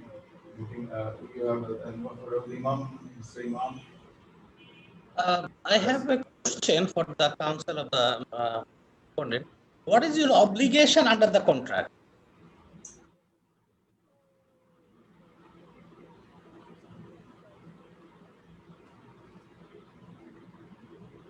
Counsel for the claimant. Sorry, sir. Can you please repeat? What is the obligation? What is your obligation under the contract? For the respondent. My question is for the respondent. What is the obligation imposed by the agreement upon the respondent?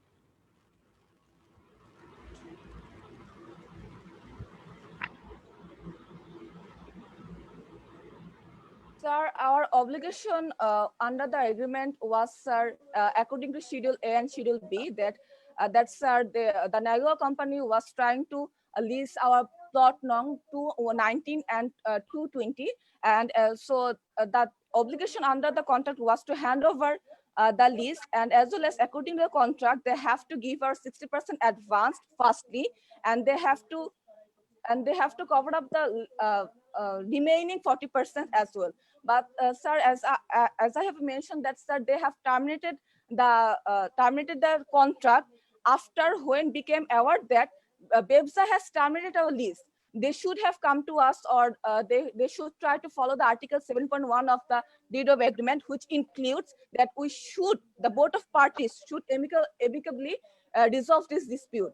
But they didn't came to us. They didn't terminated the contract, and as well as, sir, if we breached any kind of obligations, then they should go to the Bangladesh International Arbitration Center. But they didn't go there. They directly terminated our contract. Okay. So probably our learned arbitrator is trying to say what is your obligation under, which means that you have received the payment and you are supposed to clear all the dues, all the outstanding with BEBSA and all the outstanding with customs board, and then you get the approval from BEBSA probably to hand over the lands to the to the lands and assets you have in the land to the claimant. Probably this was your obligation and there was a time limit. So this is something this is disputed by the claimant that has not been done. So that's why. Sir, yes, sir. Sir.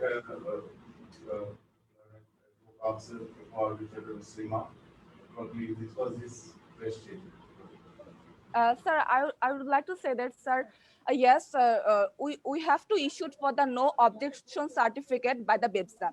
So, sir, there are two conditions for that. One, that we have to clear all outstanding dues of BEBSA, and second, that the customs formalities have to be maintained by the both of the parties. So, sir, the issue was, yes, we received the 60% advance, but, sir, as we have mentioned that our accounts are frozen, that's why we couldn't use that money to clear our dues. And, sir, and I would like to say that happily that, sir, on 2020, on February 3rd February, our account was freed. So we are planning that after freeing our account, we will clear the outstanding dues. But, sir, as BEBSA didn't give us any notice before they terminated our lease, and as well as, sir, they knew that we are having some problems with the customs bond commissionerate. Just Yes, can I interrupt you? As per clause 2.1, your obligation is to take all necessary actions required in order to establish the prior rights in favor of the purchaser. and do everything as needful. So your obligation is to establish the prior rights of the purchaser. What have you done? You didn't explain anything. You didn't adduce any witness. What is your side of the story? What have you done to establish the prior rights of the purchaser? By termination, surrender, mutually. Did you read the clause 2.1 of the agreement? Yes, sir. This is where your obligation has been written. As per the agreement, your responsibility is to take necessary actions to establish the prior rights in favor of the purchaser. And for doing this, you may terminate the lease, you may surrender your lease, you may mutually terminate the lease, you may cancel the lease, you may relinquish all your rights over the leasehold interest and provide written communication to BEBZA, or to do such thing as required by interest and provide written communication to BEBZA. So clearly, the agreement said that your responsibility is not to hand over the lease, is to take the necessary actions to establish right of the purchaser. Yes, sir. So what is your argument? Yes, sir. I want to add that, sir. Yes, we have the responsibilities, but sir, we weren't aware about that. That they are going to terminate, or sir, we actually were, sir, following the deed of agreement, and according to that we must, they must, both of the parties must give money. I mean 60 days prior notice to establish that. So sir, as we were unaware about the event, so that's why we couldn't. We tried to mutually settle the issue, but they didn't give us the time to do that. They terminated the contract. Okay, I think we have finished our allocated time. So you haven't actually answered the question raised by the learned co-arbitrator. So in normal circumstances, arbitrator would have sat together now and pass an award. But as this is a mock arbitration, so the tribunal now hand over the Thank you, sir. our host, BIAC. Please go ahead. Thank you. We have with us BIAC's director, M.A. Akmal Hossain Azad, who was a civil service officer and retired as additional secretary, Ministry of Agriculture, Government of Bangladesh. Now, I would like to request Akmal sir to say a few words for our students. Thank you very much. Mr. Chairman of the Tribunal, Barrister Farooq Rahman, members of the Tribunal, Barrister Muhammad Imam Hussain Tariq and Barrister Ahmed Nakib Karim, learned coordinators and participants from Independent University Bangladesh and BIAC Academy. I'm privileged to be here with you at the second round of the BIAC Inter-University Arbitration Contest 2020. As you all know, as a country, we have now dreams of becoming an upper middle income country in 2031, fueled by the present government's Vision 2021 and achieving sustainable development goals by 2030. We also plan to become a developed country after 2041. How is that possible? Is a burning question. For any country to develop, it is imperative to ensure easing of business.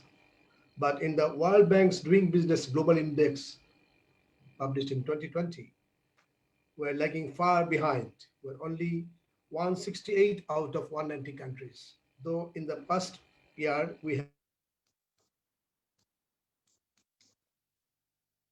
6 to 168.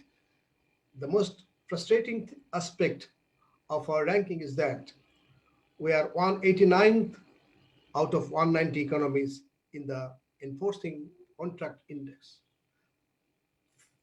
Without enforcing contracts, business cannot be ensured to flourish. Without businesses being flourished, FDIs cannot be attracted more in Bangladesh for the overall development of the country.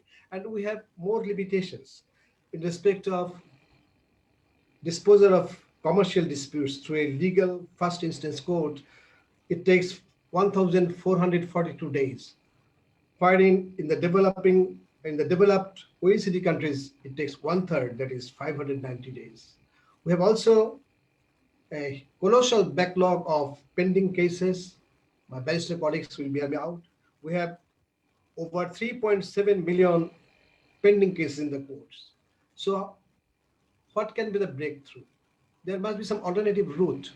Now we are accustomed with and we are dealing with alternative dispute resolution. 20 years or so, we hardly heard of the term. Who came up? It is the businesses of Bangladesh, the leading business chambers at the leadership of our chairman, Mr. Mahbubur Rahman, who is still the chairman, president of International Chamber of Commerce, and also chairman of BIAC. He, along with the leading chambers of Dhaka Metropolitan Chamber of Commerce and Dhaka Chamber of Commerce and Industries, they established BIAC so that there can be something new in addition to the court procedures to save time and money to dispose of, to resolve business disputes. And that was the beginning of BIAC. License from the government in 2011, and we are the only registered dispute resolution institute in the country which facilitates arbitration and mediation with a panel of arbitrators and mediators of high eminence. We have retired chief justices, eminent lawyers, and veteran accredited mediators and arbitrators in our panels and list of arbitrators and mediators. We have our rules of arbitration and mediation that has been revised, updated, and made user-friendly in 2019. We are trying to develop a human resource base by training people and stakeholders from our society, from the lawyers, from the civil service, from the judiciary, from the bankers, the academicians, even the students. We have cooperation agreements with national and international organizations numbering 43, including universities, international arbitration mediation facilitators, local chambers of law, banks, corporates, and so on. Our purpose is to make people aware about the outcome and the benefits of ADR. Now that we are also trying to acclimatize our students who will be our future leaders in the field of legal fraternity, government positions, banking and corporate industry, and so on. So I welcome students and their patrons, the coordinators, the management of the universities who have come up to us to join this mock arbitration contest. I wish these young students, the bright stars, will in future be good arbitrators. Their mindset will be prepared toward arbitration and recourse of mediation and other means of alternative dispute resolution so that they can also contribute toward a developing economy we cherish.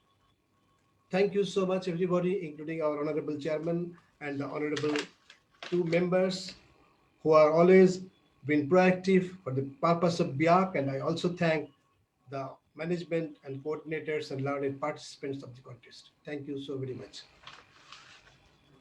Thank you, sir, for your kind words. It is now time to hear the feedbacks of today's contest from two of our tribunal members. Barrister Imam, the floor is yours.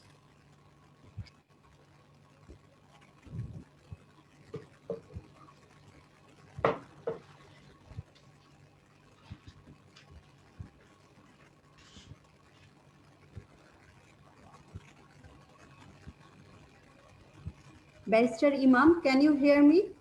I can hear you. Sorry, Okay. I was Yeah. having a problem. First of all, I would like to convey my gratitude to BIAC for arranging this wonderful mock arbitration, and I also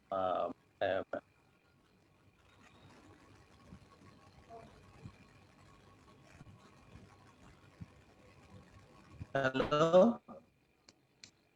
Yes, we can hear you.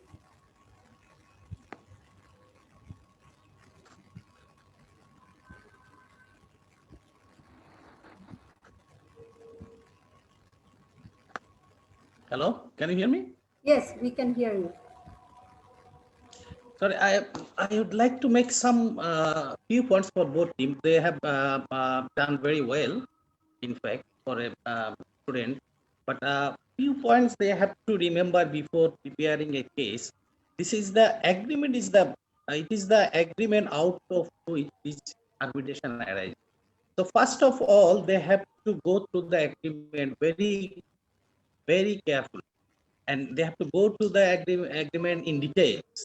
In the agreement, you have to find out what are the obligations and rights of the respective party. So clearly in the agreement, it is said that the obligations of the seller is only to take necessary actions to establish prior rights, not to hand over or execute lease deed. It is his obligation, the BD company is under obligation to take necessary steps to establish the prior rights in favor of the purchaser. Now, in reading the agreement, you must go through the recitals of the agreement to find out what the background of the agreement, and this is the very important part of the agreement. If we look at the paragraph number E, it is clear that it is stated that as per the prevailing practice of BEBSA, by way of purchasing the assets located on the Schedule A plots, the purchaser has a prior right to take the said plots on lease from BEBSA in the event of termination, cancellation, or surrender of the lease by the surrender. So it is clear that in the contemplation of the parties, that the seller, which is the BD company, may take the necessary steps to establish the prior rights. Prior rights means that they are selling the industries, but the right over the lease, they will they will take necessary steps so that the Nagoya company can get the lease from the BEBSA.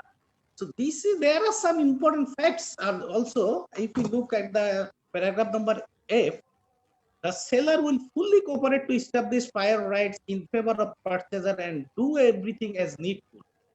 Termination, surrender, mutually terminate. So it was within the parties' contemplation that the BEBSA may terminate the agreement, may have cancelled the agreement, but even in that situation, the obligation of the BD company was to do the needful so that the lease agreement is executed, or the Nagawa company can get the prior right over the lease land. Taking it into consideration, the parties should have adduced evidence from their respective sides. So what are the breach committed by the parties? Apparently, the breach is that the seller was not able to hand over the possession of the land within the December 2018. But even then you have to adduce the evidence of whose fault is it? What are the steps taken by the seller to perform its obligation, that is to establish prior rights of the purchaser? And the buyer, which is the Nagawa company, also was required to produce evidence that they have done everything to get the lease from the BEBSA, but BD company didn't help them. It didn't provide the support as they have breached their obligation. So these are my obligation. Other than that, I would like to congratulate both teams for their own wonderful presentation, and I wish them best of their success for their future. Thank you very much. Thank you, Barrister Imam. Now we will move to Barrister Naki. First of all, thank you, BIAC, for giving us this opportunity to be a part of this enlightening process and the tournament. And I congratulate both of the teams to have done so very well. It's very impressive that at this young age you are putting this effort, so commendable efforts to both the teams. In order just to supplement Mr. Imam Hussain Tarek, uh, definitely you have done well at your age. We don't think we could have done it better. But still, just some observations. Yes, I would have liked more discussion of law along with the particular clauses of the agreements that was lacking. uh, it's unfortunate that the exhibits were not introduced. That could have been done. And one of the teams did very well with the leading questions during cross-examination. As we know that during cross-examination, you have to put leading questions, and during examination chief, you have to put non-leading questions. Uh, uh, the efforts were there, but I saw very few non-leading questions during examination chief. But I've seen a few very good leading questions during cross-examination. And as Mr. Tarek has already pointed out, the laws and evidences were not adduced. Uh, uh, they could have adduced more evidences and submitted on the laws. But overall, yes, they have done very well. It's very commendable. It's very impressive. And I thank the Honorable Chair and the tribunal to give a patient hearing. And I also thank BIAC to have given me this opportunity to be part of this process. Thank you. I would request Chairman of the Tribunal, Barrister Farooq Rahman, to deliver his feedback to our students. Thank you, Bhuiyan. First of all, this is a mock arbitration, and participant definitely spent a lot of their time in preparations, and they tried their best. As the students, we cannot probably our expectation was met. We could have few issues they could spend time on, and rather to improve their preparation. But my co-arbitrator colleagues, they already give very good feedback. And while the arbitration proceeding was conducted, I raised few questions. So based on that, probably a bit more preparations on the facts, because many a time we are hearing the same stories which are mostly agreed between the parties. Okay, rather they should focus on more on disputed facts and identify the facts in issues. And on second issue is this is a purely preparation part. Probably they could have mastered the facts and learn it by heart, and then participate in the competition. That would have been better for them. And on the case citation was not really satisfactory, because the reading from the content, rather if they would have read the whole case, what is the outcome and how it relates to this particular fact. This we haven't seen here. And the good attempt, as my co-arbitrators, learned arbiter mentioned, that there is a good attempt of maintaining the examination in chief and cross examinations with terms of the obligations of the councils, whether they can lead or cannot lead. More or less, by and large, that seems sound. But there is no documentary evidence adduced, or they didn't even give any thoughts on that part. So any trial or any arbitration case, the judgment or award is given based on the witness as well as document. So, it's not only documents, validity of the document is also an issue. So how authentic the document is. And few factsing issues the neither party focused on. There is a gap of 9 months, whether any amicable settlement reached or not, and none of them have focused on this particular part. And the interest part, there is an arbitration act which talks a lot on the interest, payment of interest, what is the rate of interest. That could have been covered, because all arbitrations falls under arbitration act. Okay, and the BIAC only conduct the proceedings under their rules, but arbitration act remains valid.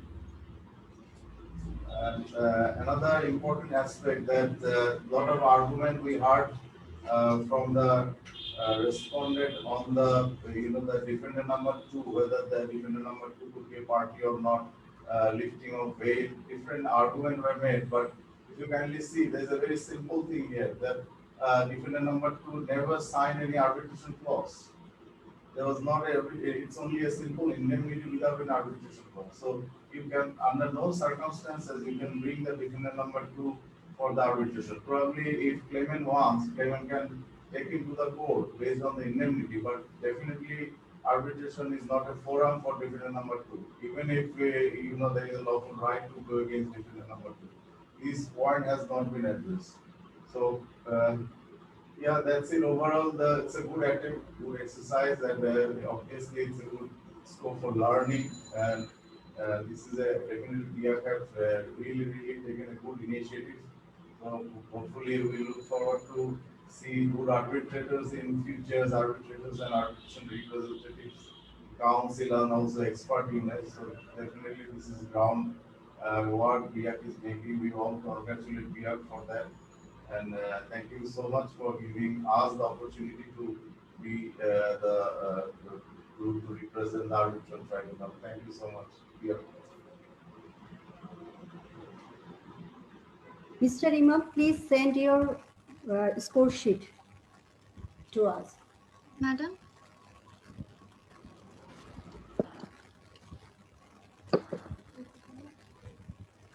Mr. Imam, can you hear me?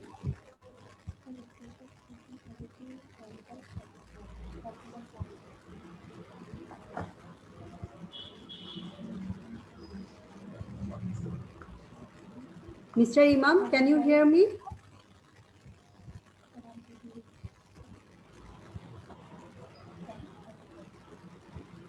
Madam, can I say something before we end?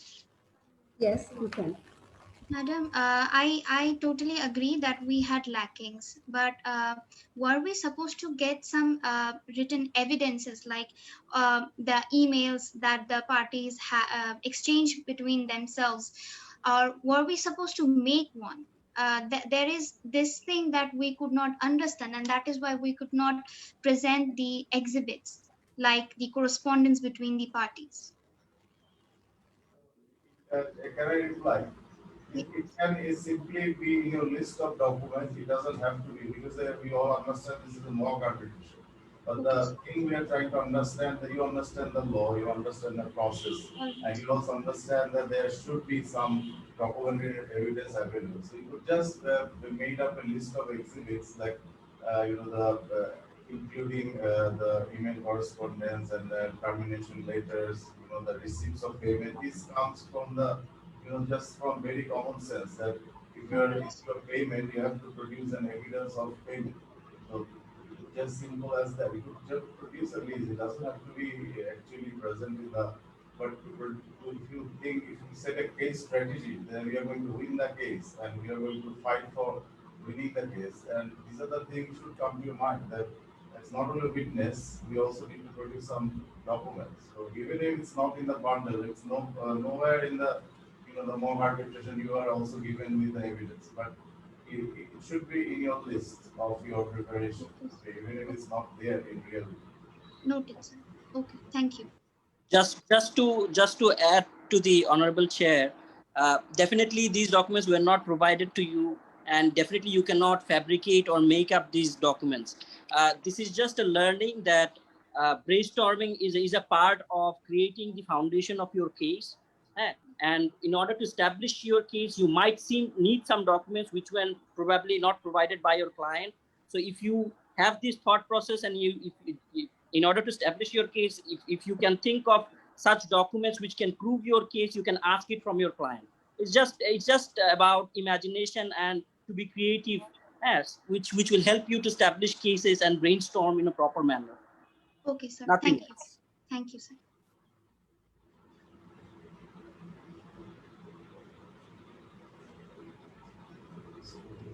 We have sent the score to our chairman.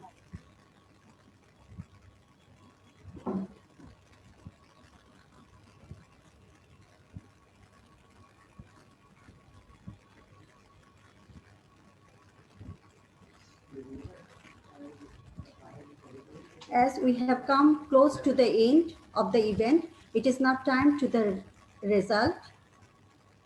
I would like to request our chairman of the tribunal to announce today's final result.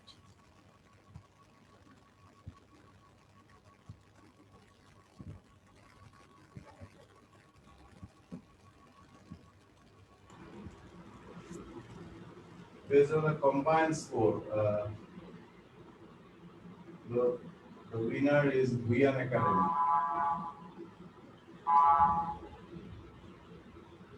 Thank you. Thank you, sir. Thank you so much. Thank you, Congr- Congratulations to both the teams, though. Congratulations to both the teams for their efforts. Thank you, sir. Thank you, sir. Congratulations to the team of Bhuiyan Academy, and thank you to the team of Independent University, Bangladesh.